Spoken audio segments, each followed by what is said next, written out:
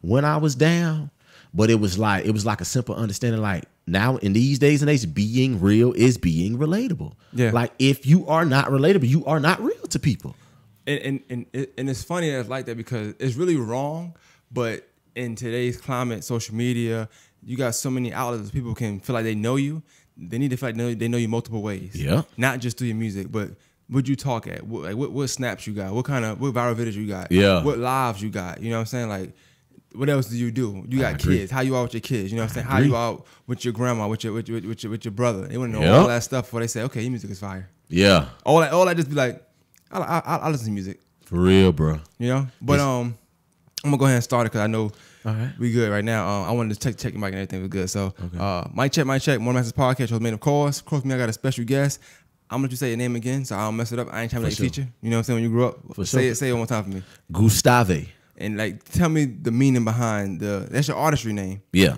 And that's your my real stage name name. is? And my real name is Goostahvay. All right, so it came about, you know, I said a lot of people, they would mispronounce it and, you know, so I would get a little upset. So as I got a little older, not too old, it was still like in elementary school, I got to the 5th grade, so I had a teacher. And the way she mispronounced it, like you can tell that she knew how to pronounce it. Just chose not to. She chose not to. So she would pronounce it Goostahvay. So I just went through, you know what I'm saying, my journey of, you know what I'm saying, trying to figure out what my name should be. So I done went through some names, man.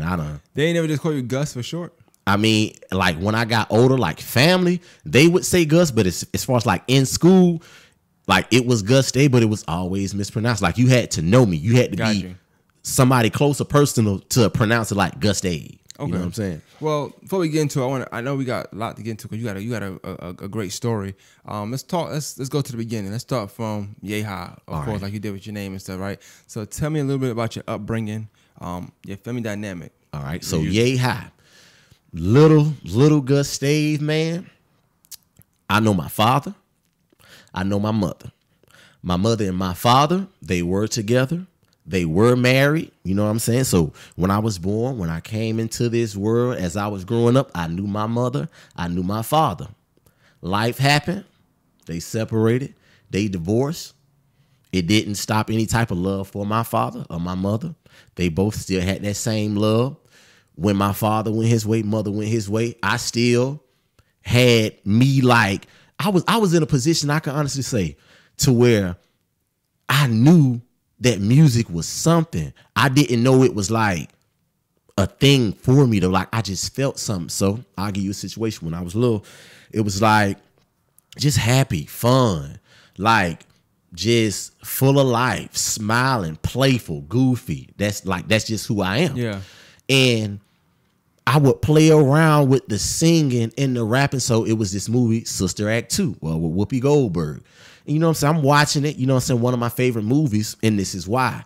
It was a dude on there. You know, he had like the dashiki cap, and he was like the I guess like the pro-black type brother on there, and he sung "Oh Happy Day." I know the movie. Yeah. So when he was singing that song, something hit me, and I was just like, I want to sing this song. So, okay, little Gus coming up, upbringing in the church. My aunt, she was the choir director. So one day I just went to her and I was like, hey, auntie, I want to sing. She like, you want to sing? I was like, yeah. Well, all right, what you want to sing? And I said, I want to sing "Oh Happy Day." She said, all right. So immediately, like right after I'm telling her this. On the spot. She said, all right, everybody, we finna go over here to the church, because we was like in the smaller side, like the Augusta Commons, right, at a Good Samaritan Baptist Church. It's down there on Maple Street. So we went over to the chapel. She was like, all right, we finna go over a new song today. Woot woot woot woot. They was like, oh yeah, what's it? Oh Happy Day. So who gonna lead the song? Come on. You said. So I was like, all right. So she said, all right, y'all just go over it. You know what I'm saying? Altos, sopranos, tenors, y'all get y'all little parts. Leaders, y'all get y'all sets. Come on. I want to hear it. So we went to the back. I want to hear it. Come on. So singing soft. I'm nervous. So my auntie, she's a stern person. Anybody who knows her, she's been like this her whole life. She's a stern person. So she like, I don't want to hear it, bro. Like, come on. So sung it for her. Okay, come on. Y'all got y'all parts. So we finna go over. So the first time I sung it, it was nervousness. So the second time, I got a little better. So she was like, well, all right, look, on the next youth Sunday, you singing this, so you better go home practice. Man, a couple of weeks later, went on up there, gave me the mic. After that, like once I started like just singing and like seeing the people and how they reacted. Well, what age was you around this time when you? Man, I was like, it was like maybe like 6, 7 years old, 8 years old. Did people know that you sing? Like I'm talking about like as you got to a teenager, 13, 14, 15. A lot of people didn't. Like a lot of people didn't even know. It was people like in church who I grew up with, and they would like go to different schools and stay in different parts of Augusta, but they knew. But people like in school and like around the neighborhood, they didn't know because they wasn't necessarily like in church or whatever. So right. Like, and my aunt, like, and I have to talk to her because she has like videos of like youth choir anniversaries. We need just that talked footage. about how people need to know the you. You That'd right. be dope. Exactly. You do like a 10-minute voiceover or something like that, just talking about your story or whatever. Even use a clip from here, maybe, who knows, depending on what we talk about, and put that in there, throw that in there. Like that'd be dope. Like definitely see a different version of you. Okay. That, like you said, I agree. And I say this because it's funny when I have people on like I'm not saying like you're a prototype, but that I know of from the past. So like, no, were we like buddy friends? No, but I went to Josie for a year. Exactly. I lived in Pound Walk. I remember. Yeah. I don't know if you remember this or not, but I remember one day like you actually sat on outside my door with me one time. We talked for maybe a minute. It was one day. Yeah. It wasn't a lot of times. And you been had the waves. Oh yeah. So you remember? Yeah. You remember right now? Yeah, a little different now, but it's curlier. You know what I'm saying? But yeah. So and I say that because I don't remember. I don't forget anything. So I always remember stuff. So when I seen you when you did get in trouble when you came home, like okay, this is okay. I seen the transformation. I seen from high school version of you, whenever you're bad in luck, and then you coming home and who you are now. I see that. I see so many different people. Yeah. So I thought it'd be dope to have this conversation. You know what I'm saying? So that's dope. So you grew up in the church. Grew up in the church. Would you say you was a mama's baby, grandma's baby? Like, what was your family dynamic like at home? Like, who would you live with? Like, what was your living life like? All right. So coming up, elementary school. So my grandma, she stayed in Glendale. Went to Wilkinson Garden, you know what I'm saying? Bus 131 with Mr. Sam, you know what I'm saying? People, Glendale may know Bus 131, Mr. Sam bus, would go to my grandma's house, get on the bus from there, go to school, do what you do, come back to my grandma's house, sit there. My grandma, when I say that lady would cook grandma cooking, baby. Day. Yes. Like I legit grew up off of my grandma's cooking, and my grandma is such a real person. Like, she does not care who you are. She doesn't care what you think about her. If she feels a certain type of way about you, she will let you know. Adult, child, look, this how I feel. Right. She's going to act how she act. She knows she ain't perfect. She don't try to be. So if it's something about her that she feel like it don't sit right with you, oh, well, you're going to either deal with me or not. You know what I'm saying? If it's somebody she love, of course, she'll try to make changes, but she's just like, I'm me. You're going to either love me or hate me. I'm going to deal with you if I feel a certain type of way, but I'm going to speak my truth. And so I'm sure you got an older brother. I got 2 older brothers. Okay. So, and I actually have I have 3 older brothers with 2 older brothers that I actually grew up in the household with. Right. You know what I'm saying? I remember one of them, 'cause I think he went to Josie at the same time as us. I think I'm his age. You younger than me. Yep. So I had an older brother and the one who was probably with you, because you came out. What year you came out? I came out 08. Okay, yeah. So you got, I want to say, my oldest brother, he graduated 7, if I'm not mistaken. Now, he graduated 6. And the brother up under him graduated 7. You know what I'm saying? Yeah. And you was 8, so you came out to him, and I came out at 9. Got you. You know what I'm saying? So 2 older brothers that I grew up with have an older, like a older brother, you know what I'm saying? Never met, you know what I'm saying? But, you know what I'm saying, know of him. Never met, you know what I'm saying? Stay on the other side of the map, you know what I'm saying? But I am familiar with, like, seeing a picture of him once, you know, look, just like, well, I think they all got like same features. So when I say, like, from my pops to my grandfather, uncles, like, all of us have them same features. So what would you say? What would you say you feared amongst the brothers? So you were the youngest? Yeah, youngest brother. I'm the baby boy, and I have a little sister who is the baby of us 4, but I'm the baby boy. So how was that like coming up? Like with you having 2 older brothers, man, living in Glendale, and and it's like, all right, so it's like for them, you know what I'm saying? It's like they're still going through their journey because everybody's 2 years apart. So everybody's still going through their journey. So, you know, you watching them to see, okay, this is what you're supposed to do. This is what you're supposed to do. Or this is what you're not supposed to do. This is what you're not supposed to do. So being at my grandma's house a lot of time, so my mom would work. Like she was in that stage of, look, I got to get it. I got 4 kids. So when she got off, we already over there, went to school, came back. Grandma done got us fed straight, so my mom come get us, you know what I'm saying, and we'll go home. You know what I'm saying? We done stayed different places. We done stayed from, like, as far as my mom, man, from what? Kissenbow Road, like Leeway Landing to up there in Georgetown, you know what I'm saying? See, I kind of bounced around a lot. Bounced around a lot. So once we got like stationed and like I want to say like that last space to where her and my father, you know what I'm saying, tribe was like on Bungalow Road, like the Bungalow Road area. Right, that's why I met you. Yep.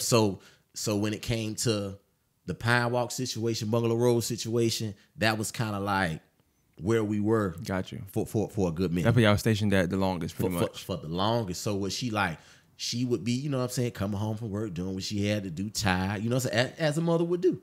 So home, I would say from grandma's house to mama's house, just watching them, like seeing what to do, what not to do, you know what I'm saying? Like they were their own people, so I was my own person, but I seen like, okay, they was like into sports, you know what I'm saying? And I played sports as well, but sports was never like a grab. Like It was never like, oh, this is what I want to do. It was always music, but I never necessarily got like that, had that person or had like that, hey, look.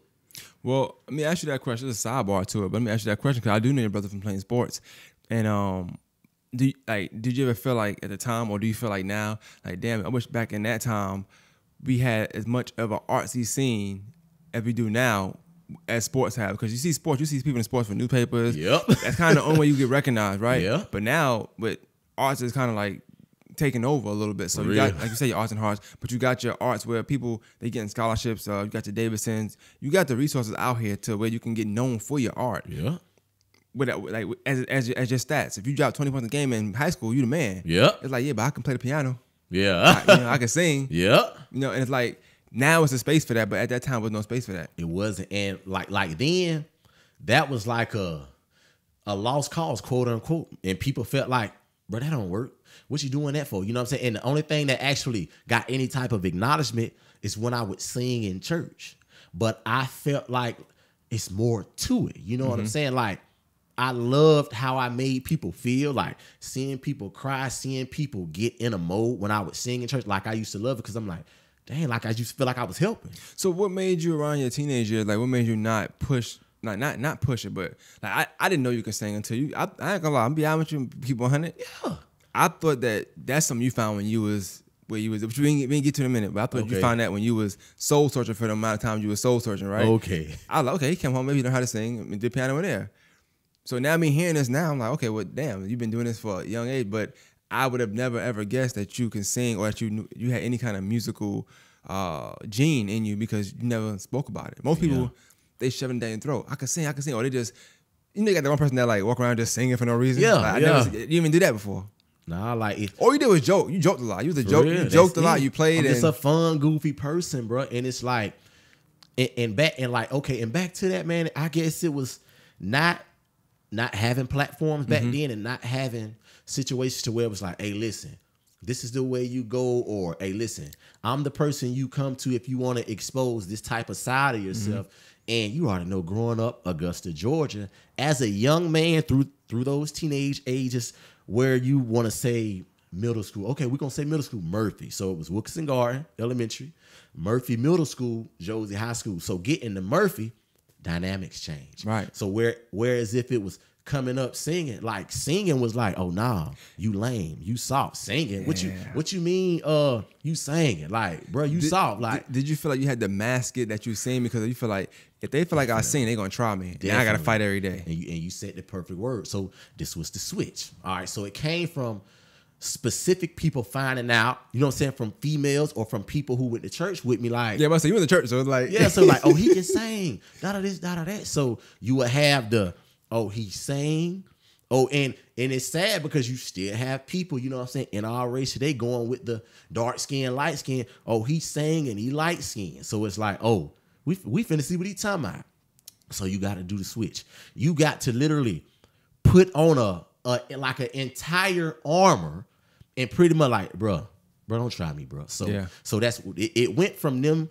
Oh, that singing lame, singing. No, they ain't no real stuff. You ain't real if you sing, to all of that, to trying that. Now when you try, now I got to stand up. Yeah. Now when it went from standing up to like, oh dang, I ain't know he was gonna stand up like that. Now you feeling some type of way. Now it's going deeper. So it's going from the talking to the arguing to the fighting, and then it escalates. Now, like I say, I wasn't necessarily a sports person, but that's just what people was doing. So I would do it. My brothers was doing it. Mama encouraged it. Uncle encouraged it. That's what they was used to. So I would do it, but I would never feel like that wasn't what you loved. It wasn't what I loved. Did singing ever get pushed? Like, hey, just sing.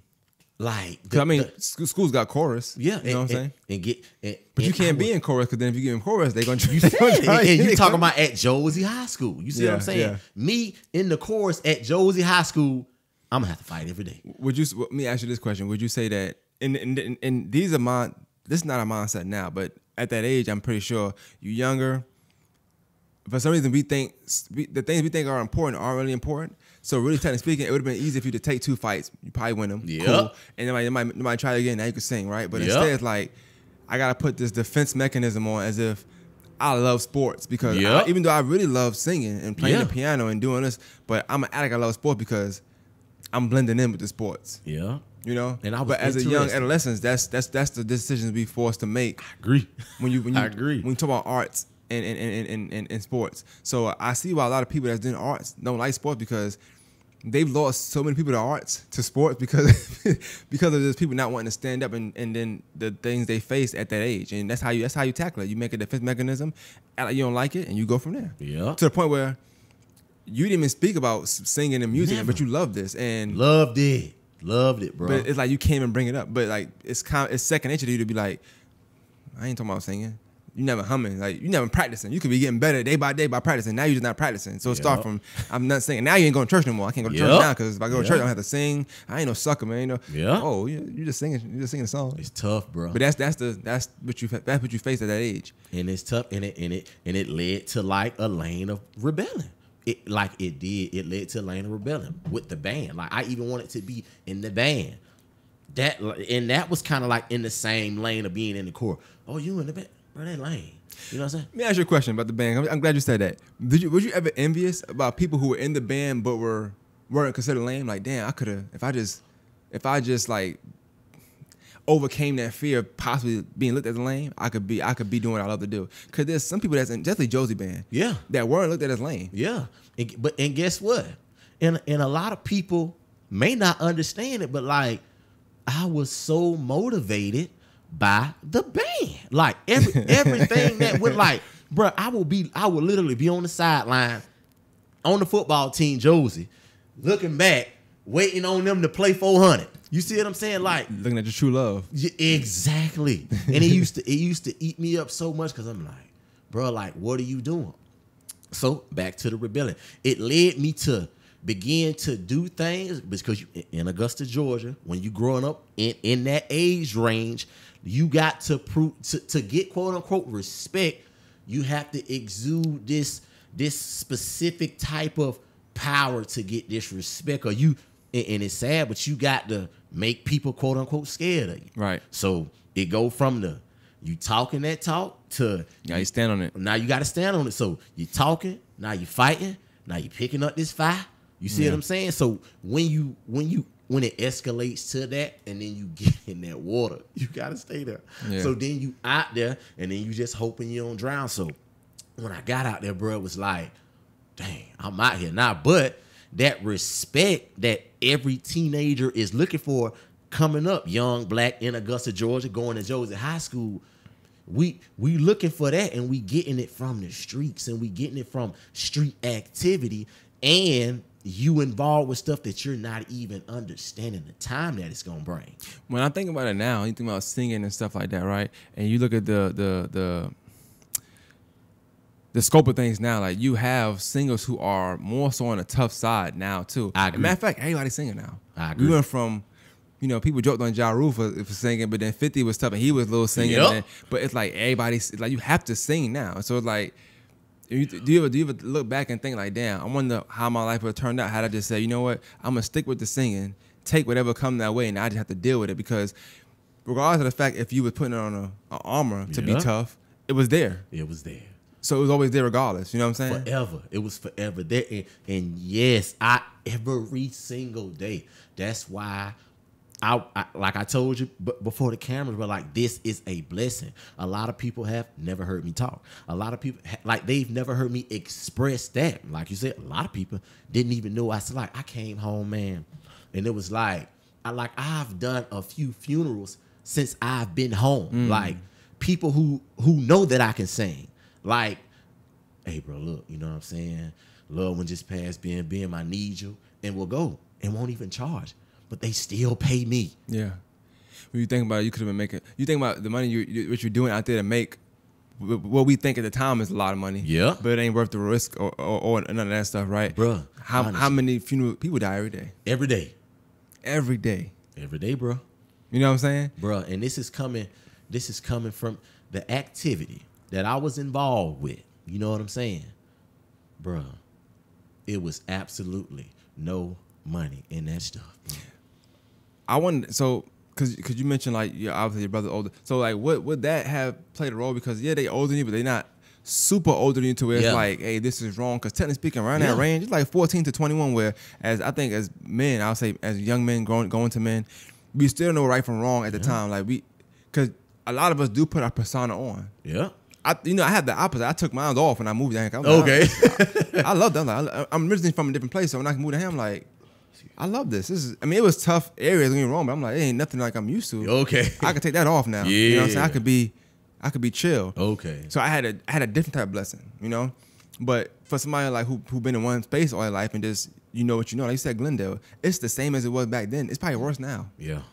You know what I'm saying? So think about them kids coming up. You know, they picking up guns earlier now. And know how to use them. And will use them in broad daylight. Broad right? daylight. So I say it in the sense of like, you probably, you know, feel like I had put this arm on, but really it was no sense of direction because it wasn't. The people you look up to, we all trying to be directed somehow, some way. Yeah. You know what I'm saying? So like, you don't get to that age. You're very lucky if you're 16 and very mature enough to make the right decisions. That's why you praise those people that didn't go to jail. Not that you better than that person, but like, damn, that's dope that you was mature enough to make better decisions, because a lot of us wasn't. And we have to change the narrative. You know? And I think we got to start pushing them people like, you know, those people you should listen to. I think a lot of times we have people like that speak at events. And I always say this, people that speak at events, like if you spoke at an event, I think people listen to you more because of your story, and they're going to relate to you more because of things you can say, I did this and it's documented I did this. Somebody else go, they ain't do nothing. It's like, I ain't listening to you. But really, it should be the other way around. It should be like, yo, you really need to be. I probably need to follow. Like, how didn't you get caught up in none of this stuff? You know. But that's the reality of the world we live in. So I want to skip forward a little bit. So yeah, I see with the Josie. I want to get into you know why you had your downtime and stuff like that. So like, what was it like? What was it that made you say, okay, well, singing I can do that, cool, but I want to choose. I'm gonna just say the streets. All right. So what was it that made you say when you choose the streets, and then how long was that run before you know? Exactly. So, and that's a great question, man. When I did away with the singing as bad as I wanted to, when it wasn't encouraged to be in the chorus, when it wasn't encouraged to be in the band, I would rap. All right, so I would rap. And started off like, man, bro, on the bus. And bro, this is elementary school, bro. In Glendale, Mr. Sam's was like, I'm remixing songs on the radio on my grandmama porch at like 10 years old, bro. So remixing songs, went from remixing songs to writing my own songs, like doing my own songs over like other people beats or whatever at 11. 11 years old, recording on karaoke machines. You know what I'm saying? On the little cassette tape. Back when they had the cassette tape, you had to record over it. 11 years old, recording on karaoke machines. 12, same thing. By the time I turned like 12, 13, got into an actual studio. Around this time, we was staying over there on Bungalow Road. We was kind of stationed over there, going around there to the studio. man, and I'm just in there, you know what I'm saying, just releasing, doing what I do. But it was just the motivation was coming from in there, like who would rap, who was all around there. But like it was like we all we had, and everybody was trying to find their way. So it was like we was kind of the blind leading the blind. Yeah. So definitely. it went from, oh yeah, we rapping. Now we talking about all this stuff on these raps. So now you got the older dudes around here like, look, bro, you talking about all that on that song, bro. Yeah. So now we're like, oh yeah, I'm sure you right, big bro. So now it went from talking about this stuff on this song to now I'm doing it. So because I feel like I got the you got to build your resume, so that you can put these songs out and nobody question it. And I'm thinking, get what I'm thinking I'm higher than everything. Like I think I got it all figured out. Yeah. I'm just out here, I'm moving. Boy, I know what I'm doing. Man, these folk ain't talking about nothing. I know what I'm doing. So the run went from we rapping.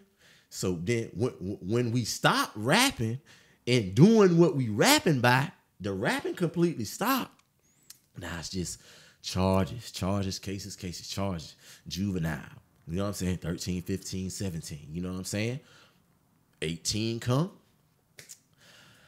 The run was over with. So I can say strong from 13 to 18, you like kept wagging. Like I wagged the entire juvenile stage, like wag, and just was getting like juvenile probation. Was wagging the entire time. They'll send me right back home to my mom. So and that's I think that's part of the problem too, because then you feel like that becomes a thing where like, okay, when I do something at 18, I can just go home to mama, but that's it. They told me they trick 15. You. They told me at 15. I caught a charge when I was 15, man. To put me on juvenile probation for it, sent me back home to my mama. Went down there, she took me down, they told me, they said, listen, all right, you just got this little charge at 13. You know what I'm saying? Right. You was on probation for it. We got you off for it. You know what I'm saying? Okay, cool. And that's when I was at Murphy. Got to Josie. When I was 15, situation happened. They told me, when you turn 17, we gonna get you. And I'm just in up. All right, you think you got it all. This is what they telling me. You think you got it all figured out. When you turn 17, I promise you, we gonna catch you. I'm just in there like, bro, really? Like, bro, y'all just had me on probation at 13 when y'all know what was really going on. Like right now, y'all know what's going on. Bam, 15. Got, you know what I'm saying? Got back right. Everything was straight. 17 came, you know what I'm saying? Still at Josie, another charge. So it was like, I'm still in school. I'm still trying, but it's still like, I got this. I got to prove. I got to get this respect. I got to get this type of respect from everybody around me and show everybody around me, oh yeah, bro, built like that. Yeah. You feel what I'm saying? So now I'm out here doing all kind of dumb stuff just to get this type of respect. But back then, that's what it was about. It was about getting respect. When you move, you want people to know, oh, don't even play with bro. Brain ain't look. Don't even play with bro built like that. You feel where I'm coming from? 17 got charged, bam. You know what I'm saying? We went on out there. It was 13, 15, 17. 17 came, bro. Got in a situation. Situation happened at Josie. You know what I'm saying? Got suspended from Josie. You know, said they was sending the homework and stuff home to us, doing the work at home or whatever. We went through the tribunal situation or whatever.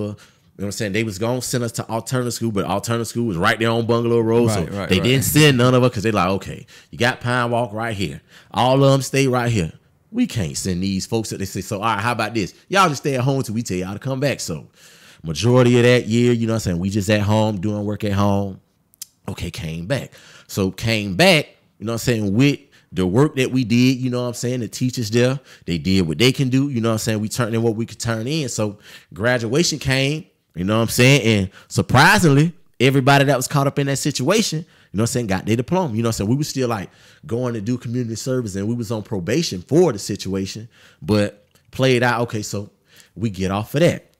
Graduate, get my diploma, you know what I'm saying, blessing, you know what I'm saying, got my diploma, gave it to my mama because the work she put in for me to get that diploma, like that last year, when I say she, look, that's her diploma. That was not my diploma, bro. She put that work, she made sure she went up there to that school, got that work, came back home, made sure I did that work. Ain't no matter who I had to hit up about this work, whatever it was, who like, I'm talking about who I can remember. I done hit up DeShante, you know what I'm saying? Yeah. Tay, Yeah. Hit her up about the math. Just like, man, listen, bro. When I say just getting all of that done, that was her diploma. So gave it to her, whatever. Everything good. Graduated. The thing about that was didn't take the SAT or the ACT. Took the graduation test. Passed all the graduation tests. First try, except social studies. All right, so let me tell you why. I'm in there tripping. I'm in there feeling like, and it was our teacher named Mr. Franklin. I'm in there feeling like, man, bro, ain't talking about nothing history. What's this? You know what I'm saying? Man, look, bro, I'm living now. What's it? Bro, when I say the man, literally, when it came to the Bill of Rights, when it came to your rights as a citizen, as far as like the law enforcement, you see what I'm saying? This man would make us repeat this stuff, like write it down and repeat it. And we just be like, bro, what's it? Guess what he did tell us? You gonna need this, bro. At one point, you gonna need it at some point. And man, it didn't click until I actually, like, they sat me down. It didn't click until I actually got sat down. So, man, so it went on, man. Graduation came, got my diploma, you know what I'm saying, with like, May, June-ish graduation time. My birthday came in August, you know what I'm saying? So I had just turned 18 that August, you know what I'm saying? Graduated 17 and had just turned 18 that August. That September came and everything fell down. So everything came to an end. And that's when situation happened, man. And I caught some time and they sent me on down the road. When the situation that happened, when you turned 18, did you feel like it was just gonna get thrown away? Like, yep. So you got arrested and then did you ever bond out at all? And I bonded out. And the reason why I bonded out, it was like the situation at hand, it was like when I went to the hospital, before I even went like to the precinct and like went into like the investigation room and actually getting arrested and locked up, I ended up going to the hospital. So you went to the hospital based on what happened? Yeah.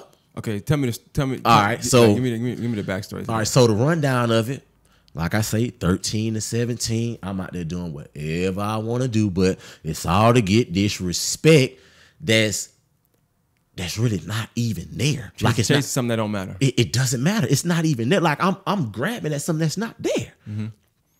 Doing all of that, getting this respect. So by the time I started getting that respect, oh, bro, built like that, bro. Look, man, don't even go around there with all that extra. Don't even let him come around you and say too much. Like it got to that point. So okay, this how you do it. This is what you're supposed to do. So, man, situation happened, bro, this particular night. I'm with my little partner, man. You know what I'm saying? Situation play out how it play out. He with his girl. I'm with my girl. You know what I'm saying? So after everything play out, bro, it's like the way it orchestrated, it showed me, like, not in that moment, but when I sat down, it showed me that was like, bro, it's time to sit down. Because how it happened, bro. I literally, bro, get shot. Like, and you can see the outing right here is clear as day right here. Yeah, and it went in right here. Bruh, when the situation happened and with me being shot, it's like, all right, it's me psyching myself out, but I know what just happened. Right. You see what I'm saying? Like, I'm knowing how it just played out. And I'm like, all right, maybe if I act like it didn't happen, it didn't. But, man, so when the situation played out and I realized that I'm shot, man, go in the house or whatever, you know what I'm saying? After I go in the house, I sit in the back. What make you not go to the hospital first? But see, this is what I'm telling, you know what I'm saying, my people, like, hey, listen, you know what I'm saying, take me to the hospital. Gotcha, okay. You see what I'm saying? I'm like, take me to the hospital. But, you know, they so, bro, what just happened? What just happened? So I'm like, bro, just take me to the hospital. Take me to the hospital. I can't get a mental connection with nobody because everybody's just, you know what I'm saying? Crazy thing about a woman's intuition. My mother called me directly before I went and did what I did. Directly. When I say directly before I went and did what I did, hey, listen, you ain't been home, you know what I'm saying, a few weeks. You acting like you grown. You ain't answering your phone. You need to come home. All right, I'm going to come home, you know what I'm saying? I'm going to get somebody. Look. All them cars that they got around there, can't nobody bring you home. You need to get home. I don't know what's wrong with you. You know what I'm saying? A couple of weeks prior to that, she sent my grandma around there. Like, look, bro, My grandma got home from bingo carrying around and look, your mama calling me talking about you ain't been home. Like, you need to go home. Then my grandma telling me, and blessed lady, bro, she had a dream. She literally had a dream about me being shot and getting locked up. Damn. And told me this. Came over there while I'm standing right down the corner. Told me this. You know what I'm saying? Earlier this day, who I see on this same day, because I had on like a green New York Yankee hat. I had it to the back. Danny Daggett rolled by. He rolled by in a truck or whatever. Danny Daggett, who used to play football with Joseph. Yeah. He rolled by, honked the horn, like, boy, what you doing out there? You know what I'm saying? And just rolled by. So later on that same exact day, my grandma, she rolled by there, told me the dream. She was like, look, I just had a dream last night that you was finna get shot, you know what I'm saying? And you gonna get locked up. So I'm like, man, go ahead on, you know what I'm saying? I said, I'm all right. She went on by her way. So like I say, right before the situation happened, my mama called me, told me to come home. Bam, one stunning. So situation transpired. Me and my little partner, we do what we do. Get back, like I say, so when the situation happened, it's like, it shocked me because, and I'm knowing that how it happened wasn't intentional. You know what I'm saying? Like, I know that wasn't necessarily what he was trying to do, but that's how it played out. You see what I'm saying? So when it played out, he like, oh, shit, bro, damn, like, oh, my fault, bro. But really, it was him in that situation, not necessarily thinking. He just like, bro, we got to, you know what I'm saying? Instead of him just disposing it, he ended up hitting me with it. You see what I'm saying? So it was a wake-up call for me. It was a wake-up call for me. Did the people around you ever, like, I don't know, like, you doing something like, say, something like that? I'm thinking 8 Mile, you know, Cheddar Ball, all that stuff. Like, like, was it like it's not a funny situation, not a joke, but was it, did you get clowned for that? Like, wonderful question. So the story was, I went in, did what I did. You know what I'm saying? You know, they know. I went and did what I did and shot myself. That was the story. Now, the story, and I mean, you know, and it's understandable due to how I handled the situation. It was just like, bro, look, when you get in there, bro, and like, they literally just showing you like, bro, it's all evidence. This what it is, bro. Like, this what it is. So you gonna either play it like this. So it was literally to where they felt like, dang, like he is really just gonna take his lick. Like, he gonna take his lick and he ain't trying to bring nobody down with him. And he's like, so they just in there, little old you did all that. Ain't no way you did all that by yourself. Da this, da that. So they didn't necessarily get the story of, right. You know what I'm saying, my partner shoot me. They felt like, oh, okay, well, how about this? Since you don't want to let us know what really happened, you shot yourself. You see what I'm saying? And it was, you know what I'm saying, it was statements or whatever that kind of stressed it's funny that. When you said that, because if you're in a real situation, I remember back then at the time, I would look at him at the time. I remember you even had an arc and jerk. I was like, yeah. like, and it said, I'm knowing you. I'm like, and it clearly said, the same thing they saying to you. I'm thinking the same thing. Like, nah, that's no way, not him, not. And it clearly said, teenager. It says teenager shoots himself after a robbery. Yeah, that was the story. But me personally, I knew how it played out, so I left it the way it was, because anything other than that, you got to implicate somebody else at that point. You see what I'm saying? So that's not the principle that we built on at the time. Exactly. So in that stage of getting this respect and these street codes, that's what you living by. So whenever a situation play out, you in your situation, you get caught up in your situation, you take your lick. You don't bring nobody down with you. So with me not letting them know what really happened, the story came to where, oh, yeah, teenager shoots himself after a robbery, when really. And when you think about it, like I said, you joke a lot, so people probably look at it a certain way. Like, I don't know if I'm joking. Like, why he did that for? You know what I'm saying? So, and guess what? And a lot of people may believe that. You see what I'm saying? Well, of course, before, you know what I'm saying, before the podcast, they may look at it like, boy, what? You mean to tell me he done, boy? And like you say, oh, Cheddar Bob, you know what I'm saying? You get that. And But I was okay with that because I knew, and like everybody around me knew, like, that ain't what happened. Dang, that was messed up. And they knew how it really played out. So with me taking my lick, man, with everything playing out how it played up, like I felt good about myself, not bringing nobody in that situation with me. What was that time like before you got sentenced? I guess that time, because you got bonded out. So Yep. What was that time period like? So bonding out. And this is just what I believe. I believe the state didn't necessarily want to go through the procedures and the paperwork or doing the surgery to get the bullet out my leg, so they gave me a bond. So when I got out on bond, that's when I got the bullet out my leg because the bullet was still in my leg. So you was in jail with a bullet in your leg? Yeah, I was still in the wheelchair and everything. Damn. Yeah, I was still in the wheelchair and everything. Couldn't walk or nothing. So they did what they did. They would patch up, you know what I'm saying, give me the dressings and have me in the wheelchair, whatever. But you know what I'm saying? Like my family, they stayed on it. Like we got to see how we can do this. But like I said, me personally, I just feel like the state didn't want to necessarily do away with the surgery. So they just went on ahead and let me out. You know what I'm saying? Got out, got the surgery or whatever. So did you feel like at that time, like, okay, well, I'm just going to be home. I'm going to get more probation. Man, like I knew I was going to have to go back and face it due to me taking my lick. You know what I'm saying? Due to me knowing that, like, bro, you could sit up here and play.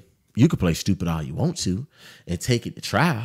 That's you. Mm-hmm. You know what days and time you in. You took a plea? Of course. Gotcha. Of course. I definitely What was you facing? Like, how much time was you facing? All right, so you know how they give you for the charge, you know what I'm saying, the 7 deadly sins. Any 7 deadly sins, they give you 25 to life, regardless of what it is. I don't care if it's murder, whether they drop it into involuntary, aggravated assault, armed robbery, any other deadly sins. Yeah, and back then it was 401. Yeah. So 401, if you was on that 5th floor, that 6th floor, you getting 10 or better. You know what I'm saying? So it was just me knowing that I was going back. So my mental was different. So all I was trying to do was to get out here and do whatever I can do to get the less time as possible. So got out, back to me not taking the SAT or the ACT. When I graduated, that's what I chose to do. Went and took the SAT and the SAT, bro, and I didn't necessarily feel like academics would be a lane for me either. Bro, I literally went in there, took them tests, passed these tests, and a lot of people don't know this. And this is the first, probably be the first like broadcast that I had, bro. This is the first time a lot of people are hearing this, bro. Got out on bond, passed the ACT, SAT, bro, and enrolled in Payne College that following semester. Nah, you know what's crazy? It's not even funny. It's like, it's a good story because like Evan said the same thing. He said during that time, cause robbery as well, during that time, he like, all right, well, let me try to prove to them I'm doing something. Maybe I won't get no time. But I think we think that's how it works because that's how they're telling you it works. Your whole juvenile time. Like, just do good and you be all right. Yep. So you do something like, I'm gonna just do good, be like, nah, it's too late now. It's showing you, like, yeah, we want you with that mindset, but bro, you finna go do the E10. Right. So, and at that time, I didn't necessarily know how much time it was gonna be, but so did SAT, ACT, passed it, enrolled into Payne, you know what I'm saying, at the top of the year. Situation happened September, you know what I'm saying, got out on bond, you know what I'm saying, by that October. Took the test October, you know what I'm saying, November, December, getting everything together, financial aid. January, I'm in Payne College. So, man, got there in it, bro. It was an eye-opener. Like, it was a reality check because it showed me, like, bro, you clearly could have been doing this. Could have been doing it the whole time. Clearly. And got in there, you know what I'm saying, taking English 101. You know what I'm saying, the advanced English. Taking, you know what I'm saying, all these courses. And I had a music appreciation class. Everything, so pretty much everything you thought you had to do, it was always right there for you. It was right down the there. block. And I'm from Glendale, right? Payne right down the block. there. Everything is right there. So it go back to what we were saying a little while ago. Like, a lot of times we think we don't have the resources, but we just not utilizing every single thing because we think we got to do sports. We think sports the only way out. Yep. And if it ain't sports, then like you said, you did the rapping. That's what rapping made you go start doing the other stuff. But really, if you had this son the whole time, you could have been in Payne when you was in high school. For real, because they got programs for that. But like I said, it do take that. It takes somebody showing you. Yeah. You just did what you was a part of your environment. You just did everything that was around you. So in your mind, you're not doing nothing wrong because anybody else getting 10 years. Yep. You know yeah. Why you? You know what I'm saying? Anybody else getting shot? Why you? But that's just that's the nature of the business. That's of that business rather. You know, I was on him last week. I had somebody on. And I asked him a question about. I think somebody got killed, and I asked him like, you know, when that happens, a lot of times you got people who Say it's a clique. You got your clique. You with. All right. In y'all mind, somebody mess with. Matter of fact, I know who you hung with. So Yeah. I remember if somebody fight one of y'all all go Everybody fight. fight. Y'all fighting, right? Cool. That's how it goes. And then it escalates. Shooting, all that stuff. Rob, all that stuff. You rob one of them, you gonna catch one of y'all. All right, cool. And then I asked myself, well, how come like when this person got killed, it seemed like we no get back for it. And he was like, that's just the way it goes sometimes. And I was like, damn. Imagine you giving so much of yourself and your cause for respect and all this stuff to an entity, and like somebody can answer a question like, shit, that's just the way it go. Yeah. It's like, oh wow, I wish I knew that. Yeah, exactly. You know what I'm saying? I wish I knew that. And that'd be my only issue with stuff like that. We got all these morals, values, and principles, but really when it comes down to it, you on your own. Better believe it, bro. Cause you're gonna do them 10 by. I mean, listen, the people that doing that time with you, your mom, your grandma, you know what I'm saying?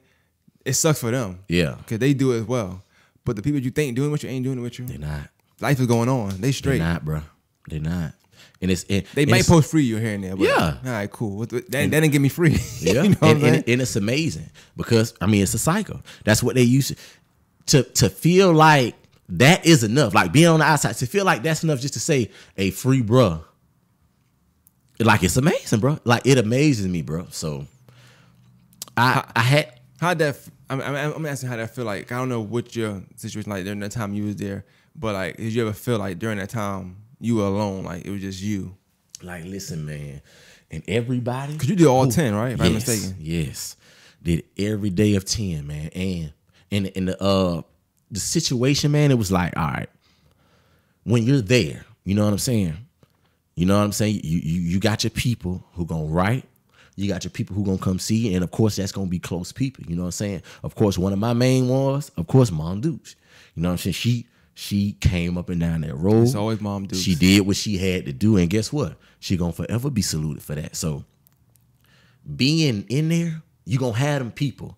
You know what I'm saying? Like my pops, like bro, when I say he literally, like, I don't know if the situation made him feel like, dang, bro, I got to be there for my son. But when I say that, man, look, he did every single thing he could to, like, come up there and express himself to me like, hey, listen, bro, this is why I got out the street, bro. Like, if I wouldn't have got out the street, bro, I wouldn't even be able to come see you, bro. Like, this is the reason why I'm happy that I got out the street so I can come and be some type of support for you. This long time, he said, bro, 10 years is a long time, good or bad, bro.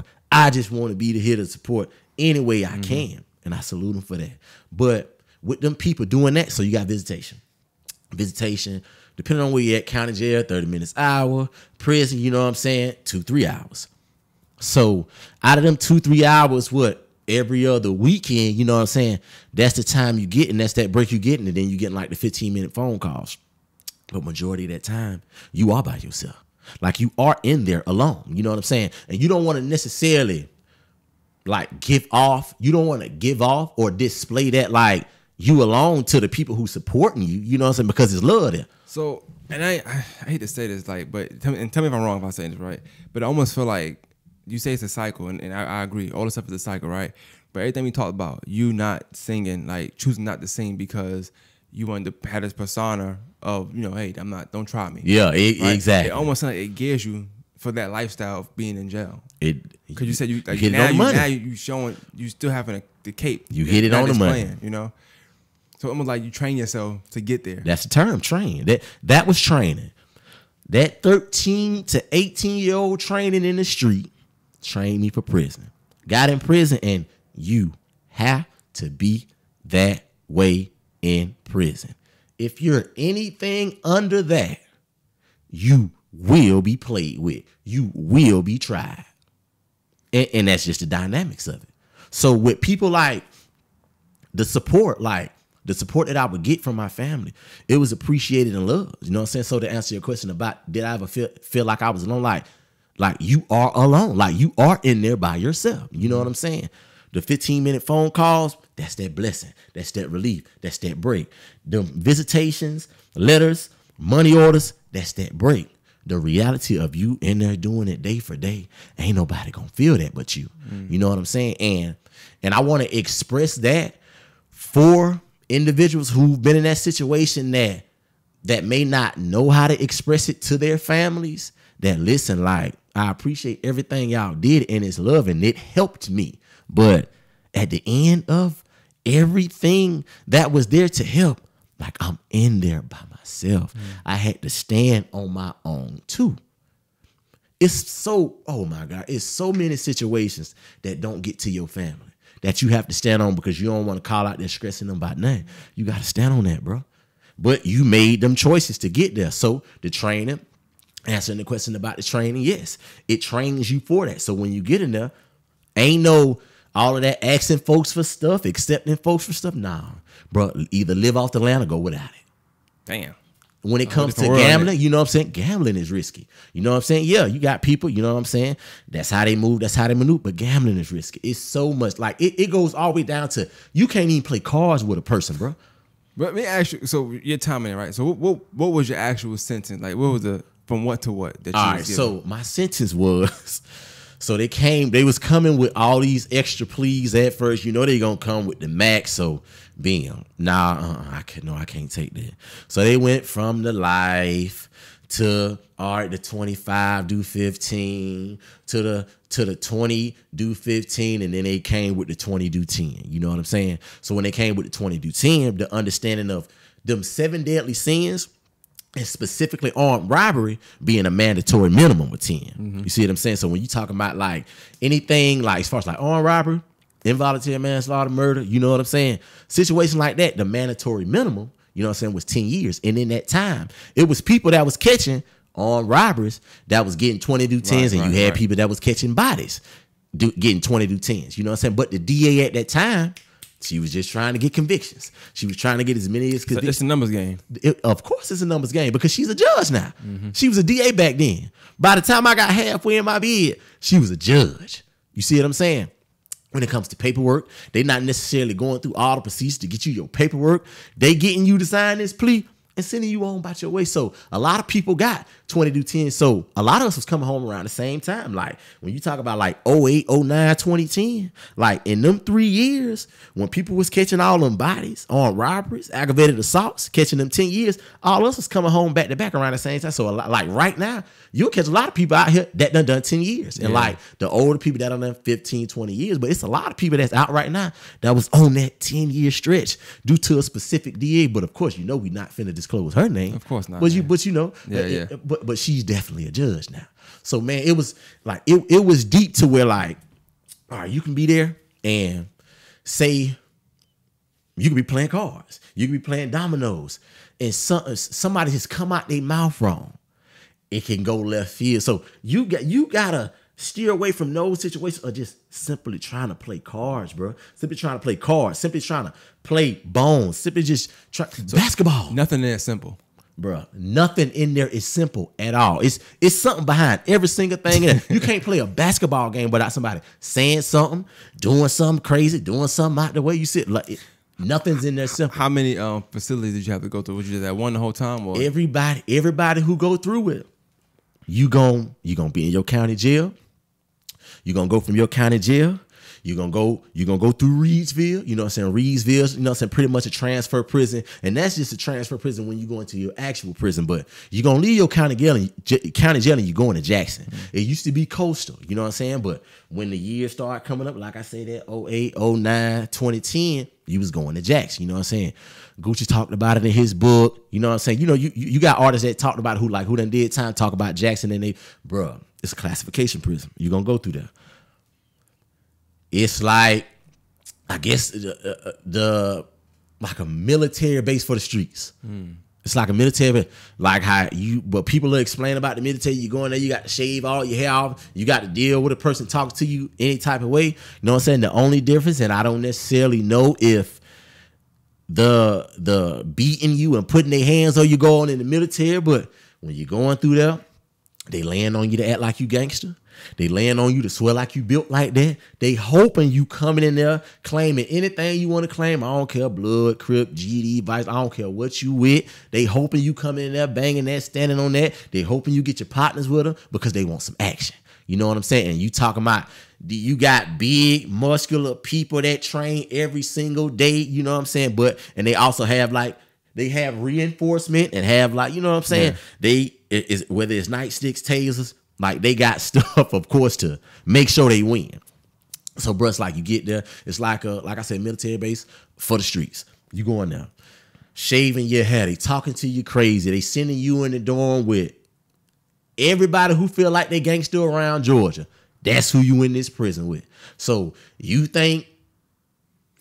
You said military base. I'm thinking sports. So you ever heard of AAU? Okay, it's okay. Like AAU for the streets. Like everybody who tough, you tough, you a criminal. All y'all come here. You finna have, and that's like a whole circuit of everybody who think they gangster. Show your skill now. So now it's finna get real. Oh, you can hit. You finna see, cause everybody in Georgia who feel like they built like that and who feel like they body and feel like they gangster. Oh, we here. And we here at this time. You feel like you can hit. Ain't nobody knocks you out in the county jail. I promise you, you finna find somebody at Jackson. You feel like you was in the county jail, folks was scared of you because you had that poker. Folks got stuff this long at Jackson. You feel like you finna go in here, swindle and finesse and scam and be on this skin table, be on this poker table. You finna get poked up. That's just what's going on. So it's like Augusta, man, and it's crazy, man. Augusta was just like its own family, you know what I'm saying, quote unquote. You know what I'm saying. We ain't gonna use. I wonder that though, because I always when I see people that's injured, I be like, I see them take pictures, I see them around each other. Yeah. But like I know outside of that they wouldn't be around each other, but you have no choice in there because it's like, hey, look, we trying to make it home, right? The only people like who will really notice is people who did time. I don't care if y'all was shooting at each other on the street. I don't care how much you was beefing. I don't care about the back and forth. I don't care if it was Sunset Southside. I don't care if it was Shirley or Uptown. If y'all was beefing, by the time you get to Jackson, y'all brothers. Because you got folks from Atlanta. You got folks from Savannah. You got folks from these country towns who click up. And a lot of times, folks from the country town, they try to click up with bigger cities. One thing about Augusta, I don't care what gang you with. I don't care what type of affiliation you got going on. Augusta is a family. Once you step in Jackson, any situation go on, any situation you hear about as far as like making sure each other eat, good. Making sure each other safe, good. That's just how it was. You know, you still had the playing around going on, you know what I'm saying? Store they come. You know what I'm saying? If they ready to eat, you know what I'm saying? You gonna have them couple that's gonna go get a couple of store bags and bring it back to the dome. Make sure everybody eat. You know what I'm saying? But that's just how it goes. So like you say, you can say it's like the AAU. Like, bro, it's like you got to show your skill now. You the best fighter. You the best stabber. You the best finesser. You the best gambler. Gotta prove it. Oh, you finna prove it now. So it sets up to, you know what I'm saying, where you go and what prison you go to. So by the time I was coming in, happened in 2009. So by the time 2009, you know, it's 2009 coming on into 2010, when I took my time, they started this new thing like private prisons. You see what I'm saying? And they started doing away with state prisons. You know what I'm saying? Specific state prisons, they were shutting them down. So now they got this new system, private prisons. So now these private prisons are holding more prisoners, bro. So all right, so you going county jail, you going through Jackson, you going from Jackson to Reedsville, another transfer prison, and from Reedsville you going to your actual prison. So they had this, and it was, I guess it was fairly new, a prison called Wheeler. Man, I got there, you know what I'm saying, 18 at the time. So they was building this section 800 and 900. You see what I'm saying?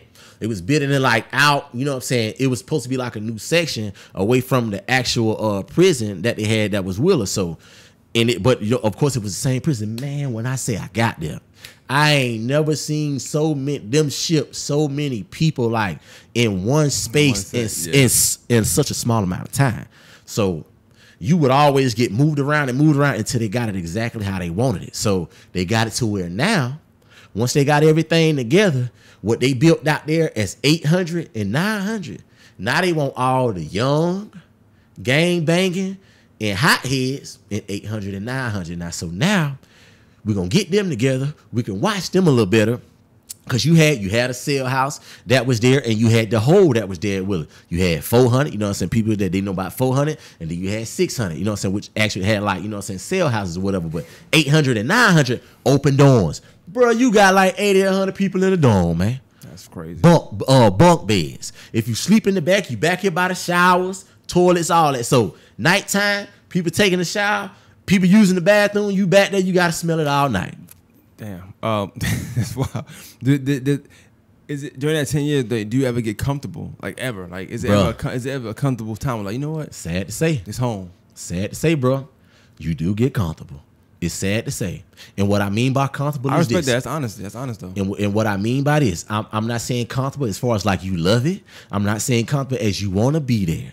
But when you've done as much time as I've done, you get to that point, bro, to where your tiredness turns to humbleness, bro. You get so tired of being tired to where your tiredness turns to humbleness. You get tired of saying you're tired and you get tired of feeling tired. And it's like when you accept it, it turns to humbleness. And that's where that comfort comes. The comfort comes within yourself. And it's like you know how to move and how to operate without allowing this situation to just have you just going crazy. But how long did it take you to? Bro, it took me about, I honestly say, I had to get to about 7 years. I had to get to about 7 years. You said something about being tired. I could assume 7 years. You're like, damn, I'm still here. I had to get to about 7 years. Once I hit like that 7-year mark and it got to drifting on down, I said, bro, like this is where you been. This is where you are. But one thing about it, you ain't got no life sentence. So you will be out here. So what you need to stop doing, bro, like you wearing yourself down, bro. What was your time like though that you did? But like, I'm not saying it for you to glorify, but like, did you have to fight a lot? Did you have to? Bro, was it rough for you? It's like, and the saddest part about it is just it started in the county with the training. So like I say, from 13 to 18, that training. Soon as you get in there, folks gonna look, folks gonna watch. Oh, then they gonna try it. You know what I'm saying? It's gonna start off with the okay, who he was beefing with on the street, who he used to be with on the street. So it's gonna start off with a little beef from the street. Bro, I got in there, bro. Bro, I'm talking about, I know for a fact I ain't had no type of beef with this man personally on the street. He was beefing with my partner. But just because this was my partner and he know this was my partner and my partner beat him on the street, now I'm beefing with this dude in here. Got to hit with him. So in the county, it starts there. But one thing I can say about that county jail, the old school dudes from Augusta, like, they'll grab you and they'll get with you. Like, look, young blood, you got too much time to be trying to do your time like that, bro. You know what I'm saying? And you'll explain, like, bro, I ain't really even on that, bro. But home, look, I understand that. You know what I'm saying? You stood on yours, bro. That's what you got to do. You know what I'm saying? You're supposed to always at the door. I don't care where you go. So you got the right idea. I don't care where you go in the state of Georgia, any prison. Just how you just stood up right there. Yeah, you got to continue to stand up like that. But you don't want to do your time like that, young boy. She said, I promise you, because it's going to get worse. You're going to get tired of fighting. And once you get tired of fighting, you ain't going to do nothing but try to play with them knives. Same thing on the street. You fighting on the street. Once you, after you fight somebody on the street and they pull some fire on you and you ain't got no fire, now, oh, no, I got to have some. He said, bro, it's the same thing, bro. It's going to be the same reason you picked up the fire on the street. Going to be the same reason you pick up a knife in there. You don't want to do your time of that. So, yeah, man, like, bro, like you going to fight, bro, but you don't have to choose to continue. You know what I'm saying? You don't have to choose to continue to do it. You learn how to pretty much not put yourself in a position to even have to. Right. You see what I'm saying? And I had to learn that. You know what I'm saying? It took a little while. So yeah, man, got in a few fights, but it took for me to get in them to see, like, man, it was like in the county jail. My mama told me, man, and this is one thing that woke me up. You know, so she wanted to come see me. You know, so I was at 401. And just before that situation, you know what I'm saying, dude I had got into it with, he was like, you know what I'm saying? He was just still like on that vibe, bro, I'm trying to hit, bro. Like, you know what I'm saying? So she was telling me, like, I want to come see you, you know what I'm saying? So don't get in no trouble. Now, mind you, she don't even know I'm in here, you know what I'm saying? About to get in trouble. You feel me? Shit, like, and she just feel like, you know what I'm saying? He calling me, he good, you know what I'm saying? She don't know I got to go in the room with that, man. I'm talking about we ain't hitting, bro. I got to stand on mine, you know what I'm saying? But that's just stuff you don't necessarily express to your people, you know what I'm saying? Long as I go to visitation and I'm straight, I'm good. So she told me that and it woke me up because I was like, dang. So out of that situation right there, I learned how not to put myself in a position to have to do it to where, like I said, it would have had her like, dang, why I can't see him? Oh, he was just in here fighting. So being. So I learned from there, got to prison, man, you know what I'm saying? Got to prison, got to Willa, and you know what I'm saying? Situation happened again there. But after that, it was like, all right, I know how to do this now. Like, I ain't finna keep like going through this shit because there more people. You know what I'm saying? More gangs, more members in these gangs. Like I said, Augusta is more so like a family. You know what I'm saying? And they'll consider it's home, so that's a way. Everything. I don't care what it is. You boy, look, anything going on from Augusta, folk finna ride by it. Like regardless if you beefing or not. Got the Willie. You know what I'm saying? I was in I want to say 100 at that time. Trouble was down there, man. Trouble, the artist from Atlanta. Yeah. Man, he was down there, bro. You know what I'm saying? Dre was down there at that time. You know what I'm saying? Shout out to Dre, man. Man, like all of us was down there, man.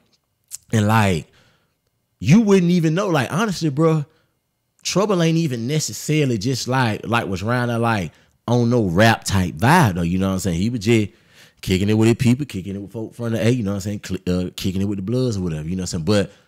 But it was like, I can say that from me seeing like, cause he went home like around that, December-ish time? Like, okay, so I was 18, went on through there, and that was, so he went home like around like the December-ish time. So when he got out, you know what I'm saying? I ain't necessarily know he was like serious about it, you know what I'm saying? You know what I'm saying? I knew about duct tape, I knew about all that, but it was just, I'm like, bro, really? It was like motivation.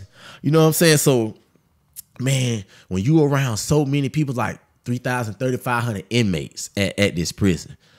So to stay out of stuff, you got to stay out of stuff. Like I say. Is it harder? Because like, you know, we say in the neighborhoods, you're part of the environment. Yes. It's a smaller sample size, and it's home, but you still get in trouble. Yes. Because it's there. But now it's even more now. And everybody's, all right, let's say out of 3,000, let's say 5 people innocent. Okay, cool. You got yeah. Naturally, the rest of them is real. Hate to label y'all as that, but it's real criminals. These people are really doing crimes and did what they said they did. Yeah. So how do you like not get in trouble when now you're around people that's really doing it? These are professional criminals at this point. And you want to know how? The difference is now that the dynamics are different because now you in a situation to where, you caught now. And with you being caught, you're not even worried about getting caught no more. Only thing you worry about is catching some more time or going to the hole. Nobody care about going to the hole. So in your mind, that was you didn't care about that. No, but the hole is pretty much where you want to go sometime to get your mind right from being around everybody. What? All right, so the hole is, I just from me watching movies and stuff, I ain't never been in jail. But the hole is like, it's a place you go where you just isolated. Exactly. It's isolation. How long you have to be in there? It depends, you know what I'm saying? Depending on your situation. You know what I'm saying? County jail when you go to the hole. You know what I'm saying? They had you in there week. You know what I'm saying? From 5 days, week, couple weeks, depending on what the situation is. Or whenever they want to let you out. 401, they had the chair. You know what I'm saying? They strap you to this chair. You know what I'm saying? Pull them all the way back. That's just when you want to wild, act crazy. You know what I'm saying? Spit on them, throw piss on them. You know what I'm saying? Throw feces on them. They put you in this chair. Bam. You still acting crazy in this chair. What reason would you have to go to the hole? From fighting? That's it? Fighting, dirty urine, getting caught with a cell phone, getting caught with weed, you know what I'm saying? Trying to talk to a female officer, all kinds of stuff. Like, yeah. So did you have to go into the hole when you was in prison? Of course. How many times you had to do that? Man, I done been in the hole by the cell phone. I done been in the hole trying to talk to a female officer. I done been in the hole, got caught real with quick, weed. let me ask you that because I ask people that and they always try to seem extra cool. I feel like you're more genuine. So, like, that's 10 years is a long time. Very long time. 10 days is a long time to me. Very long time. 5 is a long time to me. Very long time. So I can't imagine, right? I don't know. I feel like talking to a female officer, I feel like you should. I don't know if the whole is a thing, but that's kind of wild. Yeah. I think that's gonna happen. Yeah. Almost like a bait to even hire them. Yep. You know what I'm saying? Because for real. Who not? I got 10 years, bro. Like, I want somebody that smell like a woman. Exactly. I'm all day. I just want to hug at this point. For real, bro. Listen, yes. So what they do? So when you talk to them, they tell on you or something? Man, look. they so tell, then. So this is really how it go, bro. You got some female officers, you know what I'm saying, and this is why. But people got to notice, and people got to really get the understanding and the insides of what really go on in there, bro. Because the picture that they paint, movies, commercials. Ads, bro? It's deeper than what you see. Paint that picture for me. All right, females is levels. So when it comes to female officers, you got some female officers. They understand your situation. They may have a father, may have a brother, may have a cousin, or may have a dude or a baby dad or whatever in there. So guess what? They'll let you talk slick to them. They'll let you say certain stuff to them. You may not necessarily get them to maneuver nothing like that, you know what I'm saying? But they'll let you talk slick to them, you know what I'm saying? They'll give you some conversation. They'll give you 20, 30 minutes to come out the door. They'll pop you out the door, pop you out in the salad port, talk to them a little bit. They already know what's going on. They know you can't halfway do nothing for them, but you know what I'm saying? You can spray them a little bit. Bam. All right, so that's one level. You got the other level, you know what I'm saying? They gonna act like, you know what I'm saying? They ain't trying to hear you. They ain't trying to hear nothing you gotta say, nothing you got going on, nothing you trying to do, but the whole time, you know what I'm saying? She bringing in that pack.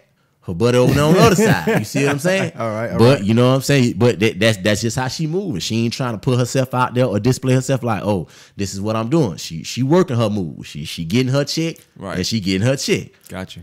You got the other ones that entertain you a little bit, like they'll let you talk slick. They'll entertain you, talk a little slick back with you. You know what I'm saying? Them the ones that, you know what I'm saying, that prisoners like the most, you know what I'm saying? Because they feel like, oh, boy, I got her. You this close. And but the whole time she playing with you all day because you giving her the energy and the entertainment that she need before she can go back home. She may not be getting it at home, but that's the one that get all the attention. But you know what I'm saying? And you may think that she the one that's, you know what I'm saying, busting moves up, right. busting it open.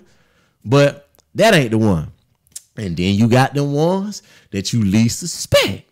Then you got the one that you least suspect finding ways to bust it open. You see what I'm saying? You know what I'm saying? But it is very rare. When I say it is very rare, but it's happening. You got some guys in there. Not me personally. I was never that lucky.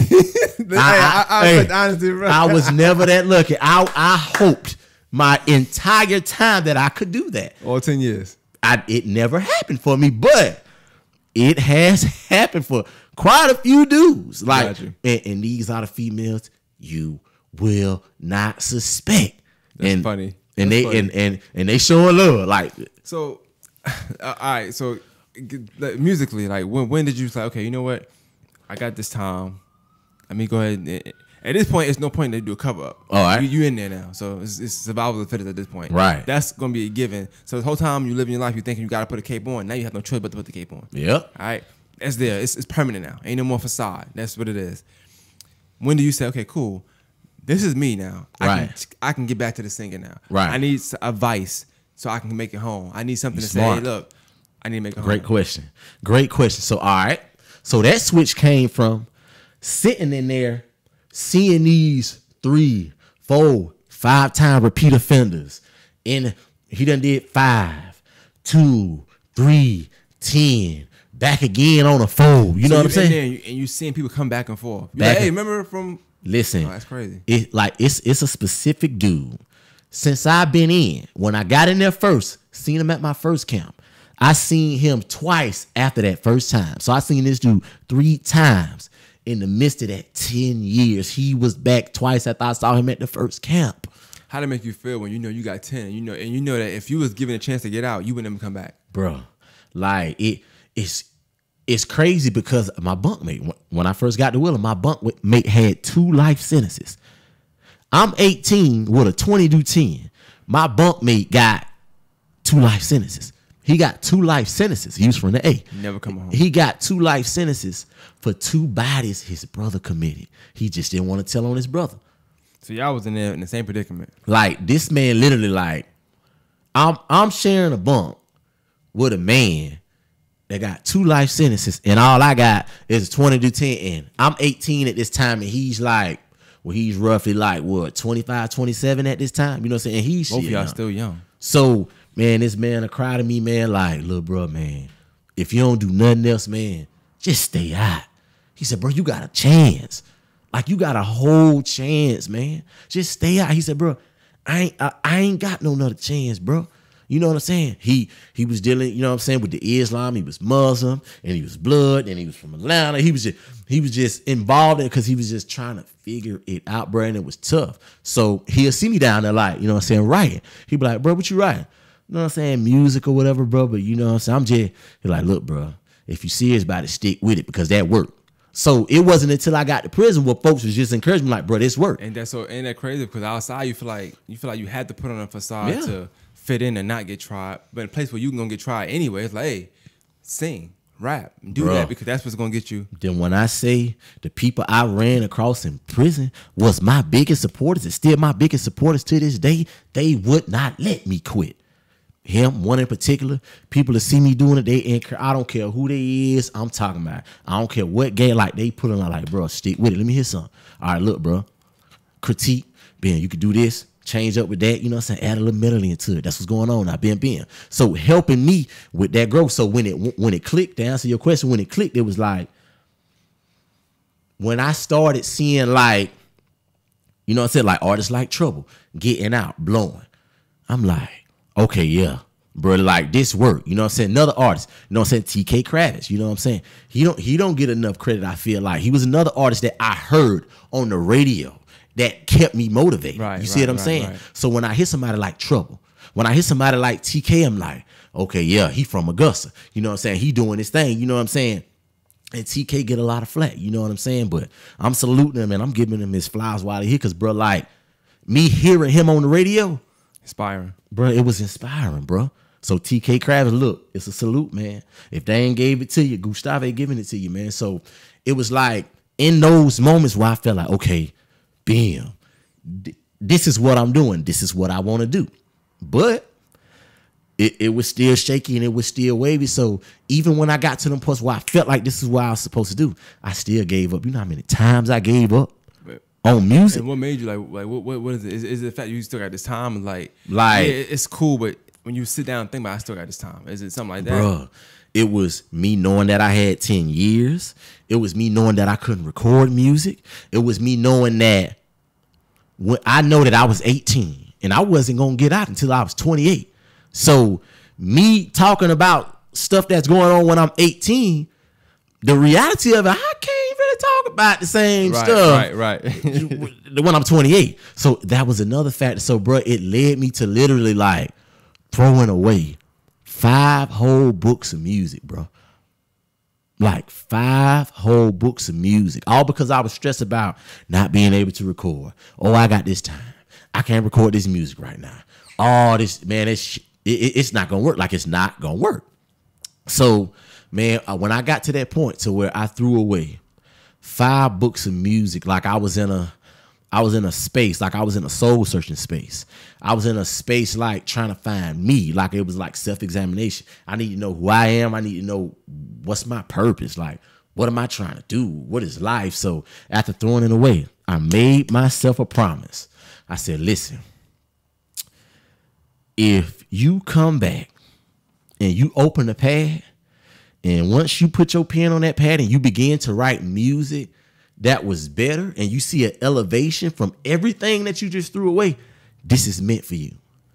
Once I seen that, after I wrote a few songs and I started to see it, I said, yeah, this is meant for me. So shortly after that, it's like, and a lot of people don't know this, it's like I taught myself how to play the piano. That's my next question. Damn, you good? You're good. On a broke down piano in prison. So you taught yourself how to play a piano? I taught myself how to play piano. I know you writing. So what made you want to play though? Just because it was there, or just because you like I need to have this when I'm singing? Elevation. It was like me just saying I can't talk about the same stuff from 18. When I get 28, it's like, all right, when you get out, you're gonna be 28. So you have to elevate now as if you are 28. So when you get out 28, what you gonna be talking about? How will people see you? Like when you expose yourself as an artist, how will people see you? Will you just be this rapper? Will you just be this harmonizer? So I gotta elevate. Okay, who's great? Who's great? I'm thinking about the Kanyes. I'm thinking about the J. Coles. I'm thinking about the Kendricks, you know what I'm saying, lyrically, but I'm thinking about packages. So it was Kanye's. It was J. Cole's. Like people who had that full package, rap, vocals, producing. And I was like, okay, that's what I got to do. So how do I do that? Get acquainted with an instrument. I broke down piano in the visitation room. One day I went in there. So it was a couple of guys, you know what I'm saying? And I made music with a lot of people when I was down. So it was a couple of guys at this particular time. We was making music. We going there. So I would just put a pedal in on it. You know what I'm saying? But it was sounding good though. You know what I'm saying? It was sounding good. So they were like, okay. So they was rapping a little bit too. And they like, bro, you don't know how to play and like rap and sing at the same time? Like, Nah. They were like, damn, boy, boy, I wish you could John Legend that thing, boy. So that's what I was thinking about John Legend just now. But it stuck. But it stuck when they said, I said, okay, this is my way to elevation. This is how I will stand out from every other artist now and every other artist when I get 28. You know what I'm saying? So, bro, it took me 2.5, 3 years of going in there.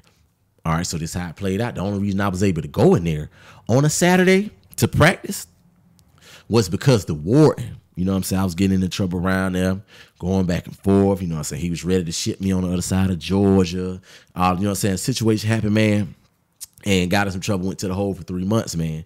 And that was around the same time where threw my music away, having a soul search. So after the 3 months when I did in the hole, got out, it was like I was on that elevation, like I say, writing new music, seeing it was elevated. So now, okay, I want to elevate how I'm going to elevate.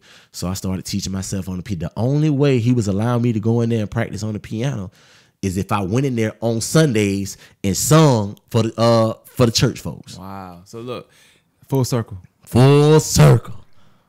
Full circle. Ain't it crazy how you don't have to, but how you did certain things just to end up back in that same position where you could have not did none of that stuff and been like, my destination was gonna be the same. Happy day all your life, all my life, and it blew my mind when he told me that. But he was like, "Listen, I mean, I know you're a knowledgeable young man. You know what I'm saying? I know you don't too much go for it, and like you know what I'm saying, you gonna stand on what you believe in. You know what I'm saying? I know you read. I know you know what you got going on. You know what I'm saying? And you may not necessarily be, you know, you may not necessarily consider yourself like religious. He said, but I know you're a spiritual person.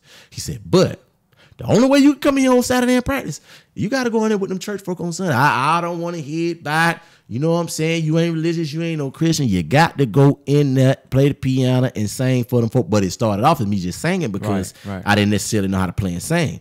But just me going in there every week, every Sunday, repetition, I was elevating my sound. 2.5, 3 years of doing that.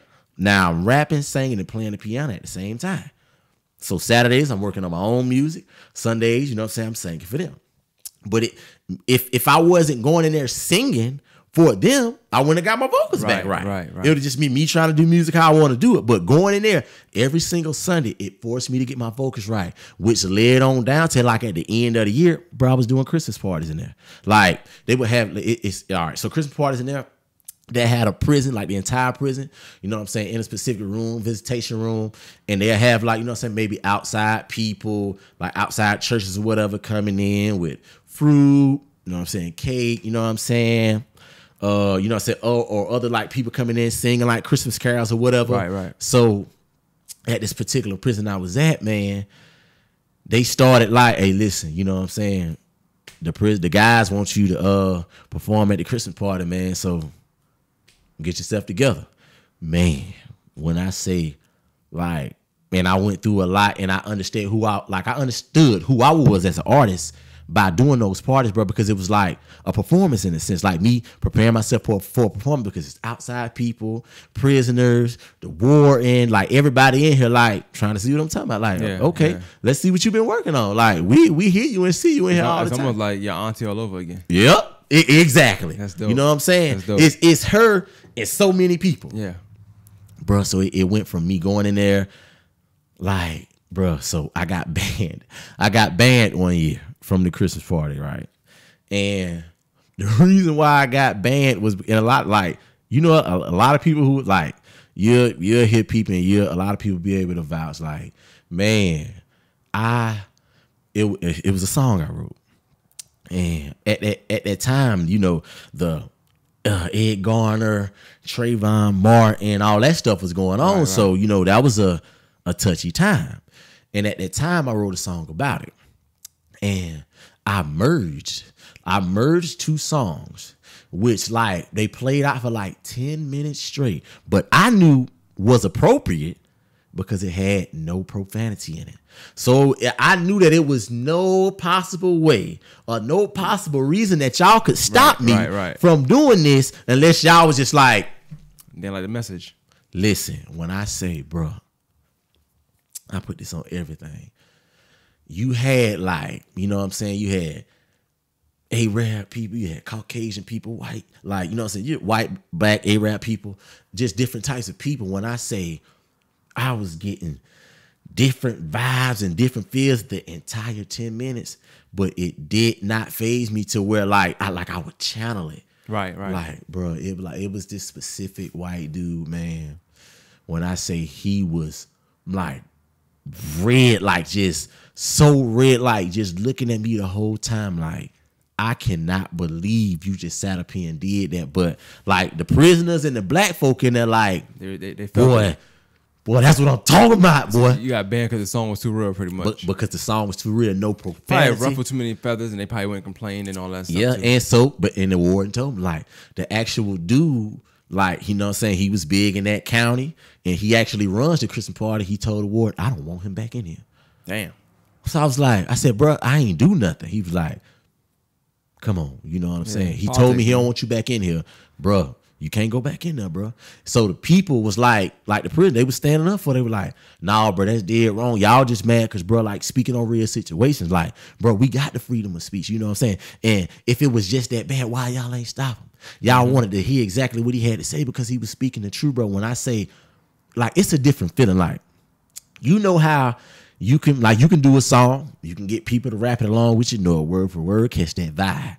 But, bro, to see them people after that segment, like, just sit there and look at me, like, looking at me like, just digesting everything you just said. Yeah. So I was tripping at first. I'm like, and I just, you know what I'm saying? I handed the mic, you know what I'm saying? It was like a white lady and her son who came up after me. So when she got the mic, she just looked. She's like, how do I come up after that? And then everybody started laughing. It was just quiet. It was like an awkward silence for a minute. But I knew exactly what it was after, like, the party. It was like, bro, you did that. So, and it was a merge of two songs. One song that I got called It's Been Real. That was like the segue into the song that I got called Change. And my brother Change song, that was talking about like all the situations, man. So got banned and still working though. I'm still working, doing my thing. So the year after that, the prisoners, like, they was requesting it so much to where the warden was like, man, all right, man, just come back. He said, but guess what? He said, you got to sing, though. You can't come in here and rap. You got to sing. I don't want to hear no rap. So he was just like, yeah, last time you was rapping, you know what I'm saying? And I probably was harmonizing a little bit in the chorus, but I was like rapping, like giving. He said, you got to sing.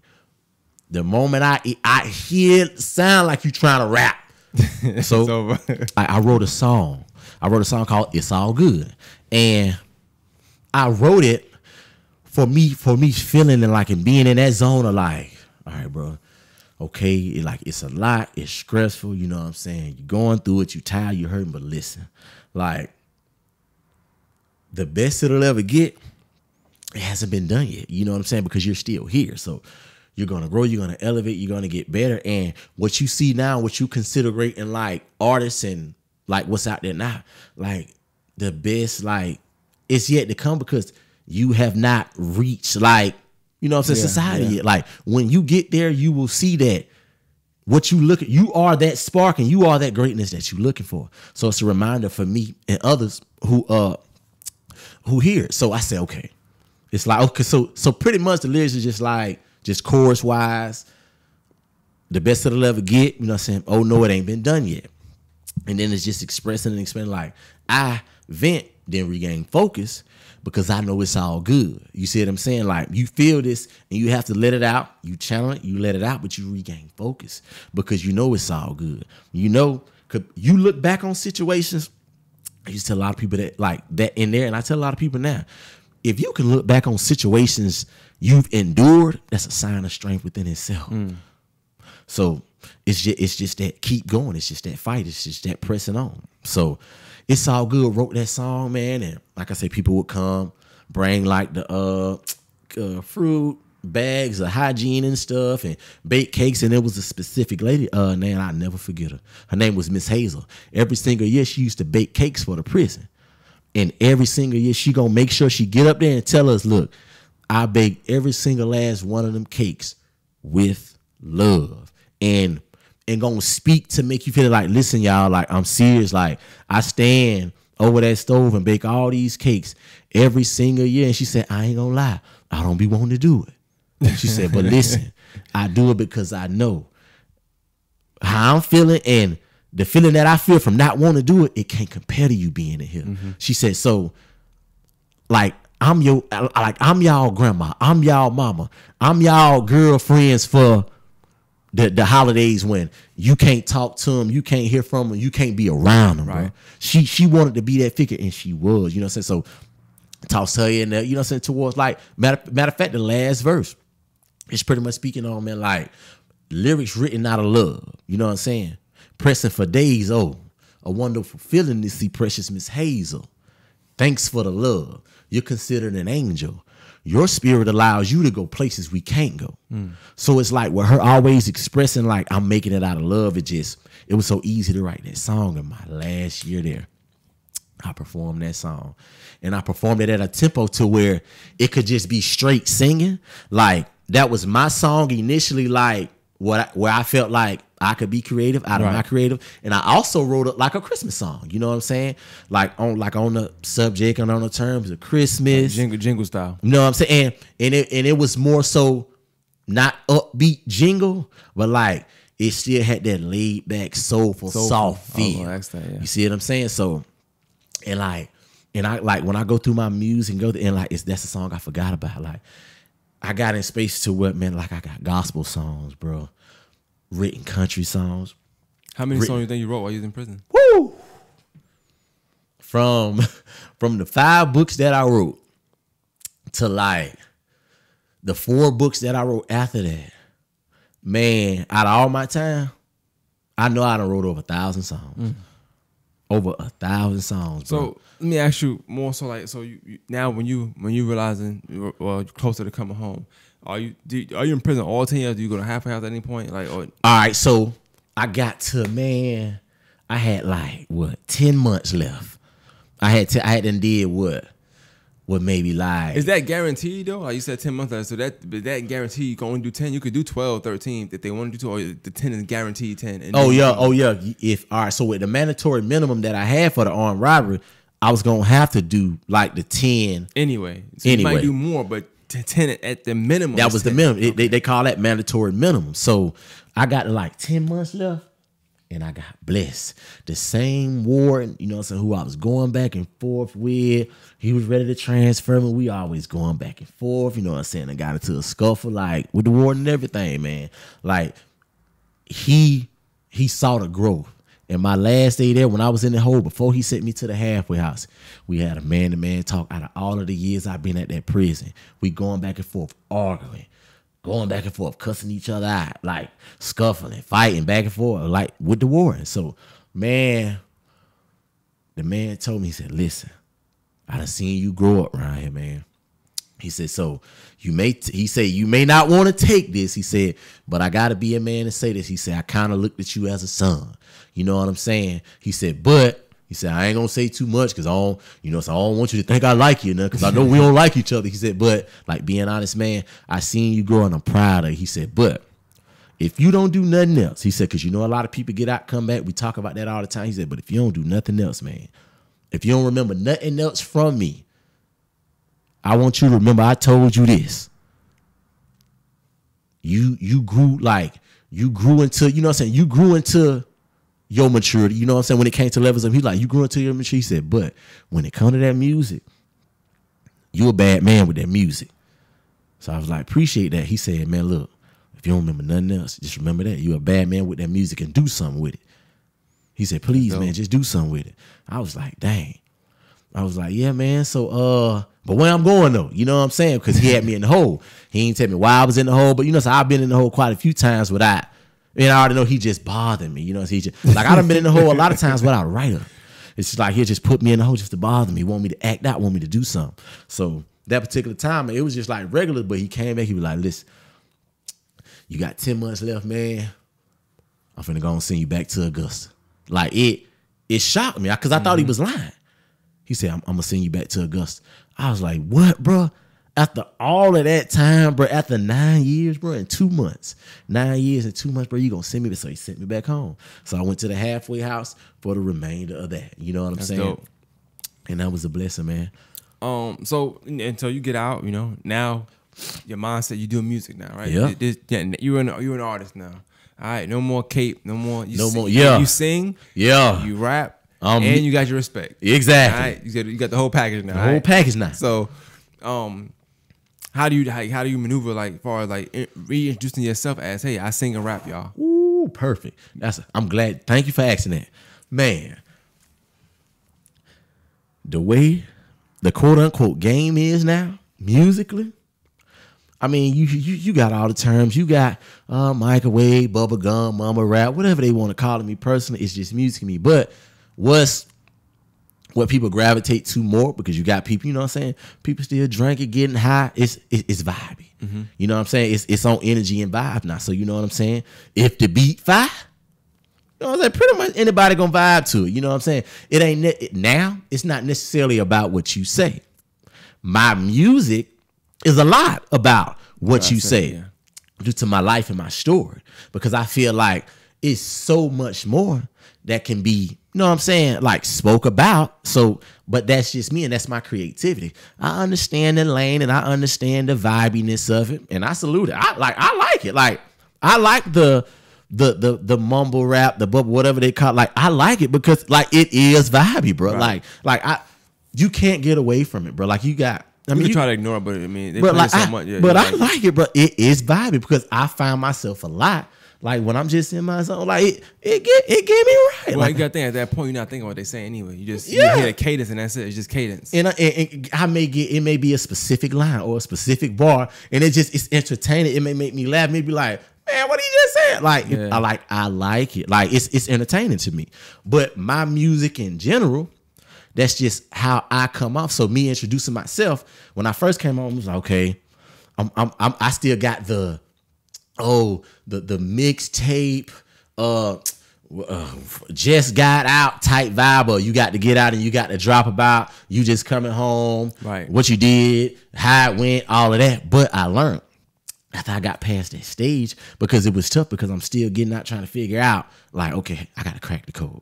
I got to figure it out. Like, how do I do this? So I'm going through the showcases. I'm doing the shows. I'm talking about paying to do shows. Like, paying. I know the scams. Yes, paying to do these shows. Paying to, like, I've actually did an interview at a showcase once, and it never got aired. Hit up the content team about it. They couldn't tell me nothing about it. So this is actually like my very first like. Yeah, that's how it be sometimes. You know what I'm saying? Interview. Them things be scams. Man. But I had to go through that. Yeah. I didn't know that coming home. Guess what? I'm stuck on the dream. Right. I'm stuck on the dream, and But think about this though, right? Think about this, right? Think about you pay $50 and they say $50 you can get this, you can get a record deal. If that's the case, you know how record deals be had right now. But in your mind, you're like, you know what? I know I can outdo these. Halftime it gonna be a real show. Listen, in this particular situation where I did an interview, I paid $1,000 to perform. I heard my heart hear that, man. Yes. Ooh. Yes, bro. Hey, you better throw me in the hole now. Listen, bro, when I said since I've been home, $1,000, bro. Since I've been home, I'm in the wrong business. I've spent so much money trying to pretty much, I guess what you want to say, figure it out or quote unquote crack the code, and just it's like chasing bait. You know what I'm saying? I'm gonna tell you this though, in all seriousness, I know I'm joking, but you do have to invest in yourself. Yeah. So I'm never gonna say that the money you spend is worth it, because and I'm glad that $1,000 is a lesson you learned. Thank you for saying that. It's not $1 that I put into myself or anything, whether it came to a showcase, whether it was a meeting, whether it was a sit down. I don't care whether it was just go in. It's not one brown penny that I feel like was a waste. Right. Every single penny that I spent on this, I learned and I love it. No regrets at all. Because like the stage I'm at now, and going back to answering your question, it took me until right now, like in this moment I am in my life, with you asking this question, to actually present myself and embrace myself as the type of artist I am without trying to go off of the gimmicks, go off of the what's popping, what's supposed to be, because one thing I know for a fact, as long as I'm me, I'm gonna be all right with myself and my creativity gonna be there. If it's meant for me to be in this lane, because of course, like my visions, of course, award shows. Like I love Augusta, Georgia. This is my city. I love it. Augusta is a great city. I've networked with a lot of great people in Augusta. What we were speaking about earlier, resources. Yeah. It's a lot of resources that we just don't know about in Augusta. So, and I want to touch on that because I know you mentioned like, yeah, I saw you at Austin Hearts. So how did it even happen? Is I saw you at Austin Hearts and I know you. Like in my mind, I know you because we've been in the same school for a little while. Exactly. Same area. Pine Walk playing basketball. Playing basketball behind Bungalow Road School. Yeah. So, I was like, all right. First of all, it was funny. I'm gonna be honest with you. You had someone looking like a blue vest. Yes. Right. So I'm like, let me feed this man real quick. Okay. So I came over there, adapt you. I said, hey, I'm gonna get with you.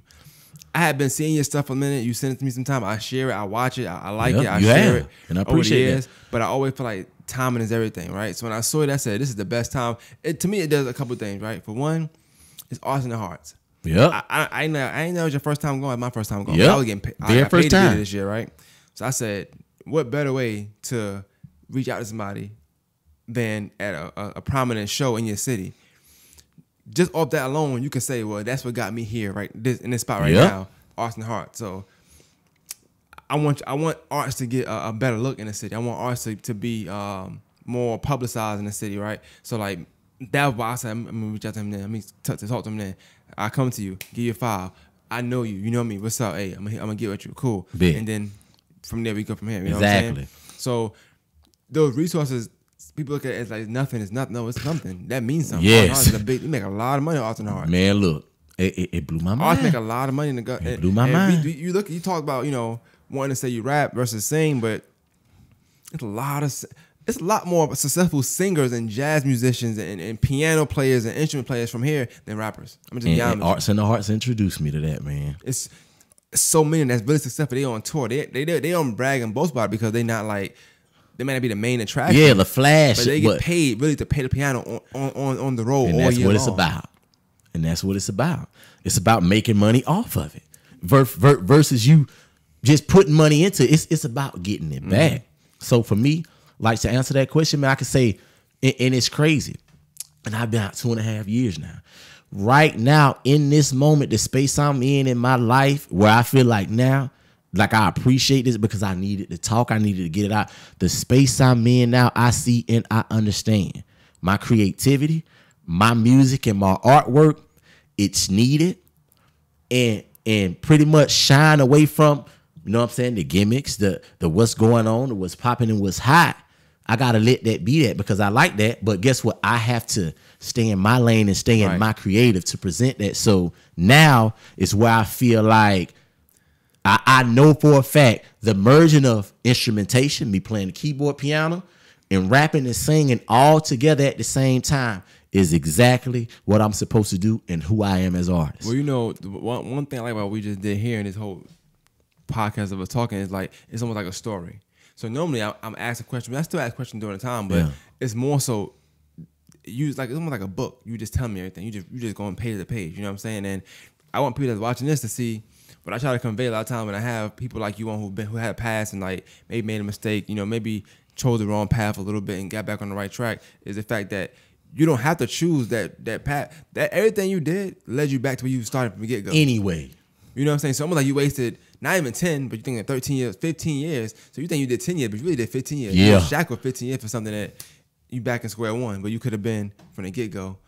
And it's all from the small, dumb stuff you think is important, like these people respecting me. We in middle school, bro. Yeah. Who's really respected in middle school? Yeah, you know we're kids. I mean, you gotta think about the people who didn't get respect in middle school that probably got respect in high school. Yeah.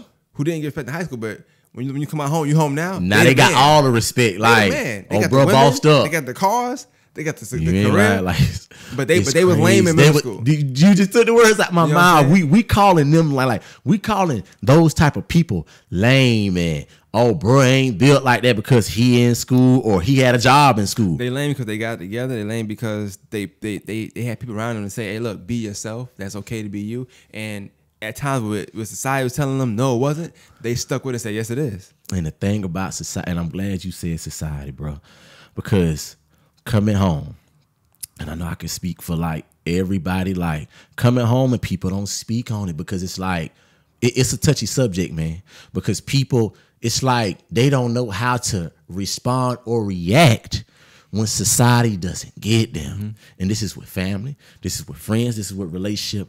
They don't get you. And when you've done as much time as like for like 10 or better, you know what I'm saying? Bro, 5 years is a long time, bro. 8, 7, like, bro. But like 10 years or better, bro, it's a different setup mentally. Like with your thought process, bro, it's a different setup. When you do that much time and you get out here with society, they go off of what we were speaking on earlier, like how the media and just what's projected. So if you don't have like the humbleness and the stillness to explain exactly what it is you go through, what it is, you know what I'm saying? Like as far as like lanes of mental. All right, this is how I think. This is how I look at stuff. Don't you be thinking just because I don't speak in a certain way, I don't speak with enthusiasm, or say if I'm not speaking at all in a specific moment. Right. You may look at it, or if I don't come around, say I don't come around, it may just be I need my space. I need my isolation because I'm in a thought process to where what you got going on is polluting it right now. I don't want you to feel like I don't want to be around you. And it's tough because I've dealt with a lot of that when it came to family, like coming home, like my family doesn't get me. Like they don't understand. Your family don't know you. They don't. They know the 18-year-old you, right? But I always say the weirdest thing about that whole situation when you do 10 years like that is that fact that you coming home and in your adult life, you've been in prison the whole time. Yep. So you don't have you've been an adult outside of prison for 2.5 years now. Yep. So technically speaking, you're more prone to have prison mentality or just exactly. Ain't no way around that world. It's 10 years, bro. Ain't no way around it. It's 10 years. You can't expect to drive one way for 10 years and just tomorrow you're going to drive this way. It don't work that way. For real. 10 years is a long time. So expressing that is tough because a lot of times you're not even halfway removed from that. For real. You're just a quarter of the way removed from that. And right you know that, and you know that they won't get it when you explain that because they haven't been through that. So what you choose to do is, okay, I'm just chill and I'm going to just try to keep it as positive as possible when it comes to responding. That way they don't feel like it's negative, but when you don't respond at all, it's an issue. When you respond positive, they feel like, oh, no, that's not you. You don't respond like that. You respond like that. So like it's tough with, and a lot of people coming home from that, it's like when you express yourself to like friends or family, you know, and family is the main thing because those are the closest to you. When you express it, they're going to feel like something wrong with you. They're going to feel like you mental health. You know what I'm saying? That's what family. When you're dealing with friends or regular people in society, they looking at you crazy. Oh, is he finna take something from me? Is he finna kick in my door? Is he finna rob me? Then you'll have females. Dang, he done been in there 10 years. What he done been doing in there the whole time? You know what I'm saying? Was he messing with a guard? You know what I'm saying? I heard it be all kind of gay stuff going on there. You see what I'm saying? Yeah. So, but guess what? A situation like that is so tough on certain people. You know what I'm saying? Because situations like that go on in there, but it's very rare. It's not how they put it. And it'd be so sad, bro, because it's like, of course, the media, when the media presents it, that's how they want it. But I know a lot of people in my situation, they scared to talk about it. They don't want to speak on it. They don't want to have that, you know what I'm saying, negative. You see what I'm saying? But me to speak on this is necessary. The people need to hear this. When you're in there, how they try to make it seem like it's a bunch of that going on, bro. People are not with that. Like I had Evan on. He said actually, and I'm not pro or against it, I don't know, whatever. Yeah. He was like that. They put you on the door. Don't bring that in. You stay out there, bro. Listen, like people are not with that. If they are with that, guess what they doing? They staying in their own little section, and guess what? Trying to make sure they doing it to where don't know about, because they know that's what's gonna happen. Right. You finna get put on, something gonna get happen about it. So it's like, so I had a female ask me, And I was so happy when she asked me this, man. She was like, because a lot of females, they'll want to ask it. You know, even my family. I wish my family had the courage to ask these questions. This specific female, you know what I'm saying? And I was at the Arts and the Hearts with her. Same female I was at the Arts and the Hearts with. You know what I'm saying? Okay. She was out there doing the live painting. Yeah, I seen her. Man, she asked me, bro. It was like, she said, so I got a question, you know what I'm saying? And you know what I'm saying? I don't want you to feel like, I'm like, man, come on. She was like, listen, so 10 years, like, so, like, you ain't never want to do nothing when I'm like, what you mean do something? Like, I mean, you ain't never have the urge, you know what I'm saying, to like have intercourse. I said, like, I'm a man, you know what I'm saying? You got female officers. You when you see a female, I mean, it's like the street. When you see a female on the street you're attracted to, of course you're going to want to do it. You understand your situation. This is just not what I'm able to do right now. So you settle for just talking to her. You know what I'm saying? You know what I'm saying? Got put in the hole about that once, but you know what I'm saying? We'll talk about that in a minute. You talk to them, have conversation with them, you know what I'm saying? You got some dudes who go overboard and they get the, you know what I'm saying, masturbating on them. Right. They go too far, you know what I'm saying? But we call that a B11, and that's so we're going to use B11. So they catch a B11 for doing that on the females. Some officers sit there and watch. Some officers write them up about it. So I was like, yes, like when you in there, like, of course you're a man, you're going to want to do it. I said, but it's a mental thing. You have to know that, bro, I can't do this. I said, so now, what you asking me is, so out of that whole time in there, like I ain't did nothing. Like I didn't, you know what I'm saying? B11. Yeah. So I was like, listen, me personally, that was too far-fetched for me. Like I just couldn't see myself just standing in the middle of nowhere with a whole bunch of dudes right here just, you feel? Nah, I just didn't see that. I said, this is a lot. This is what a lot of people don't understand.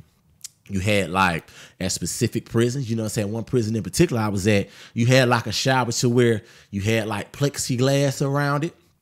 And we would put like sheets up around the shower. And it's like, look, bro, we going in here one at a time, bro. You're not finna get in here with me, bro. It's one at a time.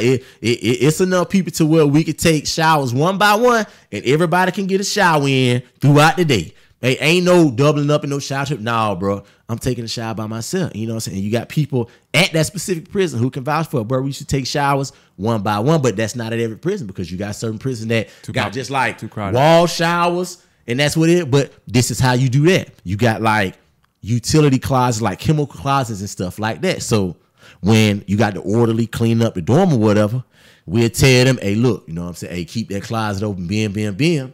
Same situation, you know what I'm saying? Going there one by one. You know what I'm saying? Get right, come back out, you know what I'm saying? You good next person. So just explain it to her like, yeah, you get those urges off, you know what I'm saying, by doing that. And it's like, you will understand that, okay, if you in a closed environment to where you're not getting that female attention, you know what I'm saying? You got females, and you know what I'm saying? I was young, I was 18, so I can't expect no 18-year-old female to ride with me until she's 28 and be out here, you know what I'm saying? Free. Not like just because she has needs. I was limited to what I could do for any female while I was there, and I would express that. So I had to detach myself emotionally. I had to detach myself, you know what I'm saying, physically as well from those urges, bro. Like I went for like 8 months. Like I went 8 months straight, but just like straight, like, no, you know what I'm saying? Yeah. Letting off and all of that, bro. And it was like, it showed me the power. It showed me the willpower because it was like, bro, now if you can do that, it just showed. Definitely. Like, and the next man can do it. So it's a lot, man. So when she asked me that question, I was like, you don't know how glad I am that you asked me that question and not just sat back being like, I don't know. Dang, 10 years is a long time. You know what I'm saying? And you got a lot of people in my situation, they can't even express that. Like, they don't even know, they either don't know how to put it in words or they don't know how to let it out without nobody looking at them. Like, because a lot of people will get mad and feel like you done tried them. Like, hey. Yeah, because they feel like you ask them a different question. Hey, you know what I'm saying? You ain't. But me, like I said, thank you, man. I said, a lot of people will think that, and they be like, man, because if I was in there for 10 years, you don't know what you would have done. Yeah, like, you don't know. Right, so right. let me enlighten you. You have like utility closets. You got certain prisons where you get in the shower by yourself, where you can let off and you can release that. You know what I'm saying, from inside me. So that's how you make it through that time. You know what I'm saying? Yeah, man. Look, I'll be honest with you, man. Like this story, I like this story. It's compelling. I think that people that watch this are going to want to listen to music. So of course, send me something so I can put it in the comments and stuff like that too. Okay. But I wanted to ask you, because I know we talked about this before we get off. I want to ask you, what was it about? Because you spoke about certain platforms before we started. You know, you was like that it was something that inspired you, right? So what was it about this particular platform that you felt like this would be the platform you wanted to get off? Bruh, man. For one, the variety of people that you have on here, like, bruh, when you interviewing kids, like athletes, when you interviewing athletes, when you interviewing business people, you had the massage therapists on here. Yeah. You interviewing artists, and what was crazy when I seen the interview that you had with the massage therapist at that time, I was like, man, I think I need to go get a real massage. Bam. Then it popped up on my timeline, so it made me watch it, and then me watching it, I was like, dang, that's what really go on. Yeah, you know what I'm saying? So I saw like it got to be tough for somebody like that to be like, okay, this is my job, but I can't, you know what I'm saying, make it seem too much. Right. So, bro, it was like, so that was, and another thing, like the quality, bro, on down to like your letters, the letters that you put on the screen, bro, like. The letters that you put on the screen are better than letters that cameramen like put in these videos. Yeah. You see what I'm saying? No, I'm serious, man. Like it shows that you care about what you do. So I told myself, man, I'm like, look, I haven't had a broadcasted interview. Like I said, I've done an interview before, but it wasn't broadcast, you know what I'm saying? And when I hit up the content team about it, they was just like, oh, whatever. They was just like, yeah, whatever. I was like, dang, you know what I'm saying? And that was the same situation of where I paid $1,000 for the showcase. But I said, I want to do this.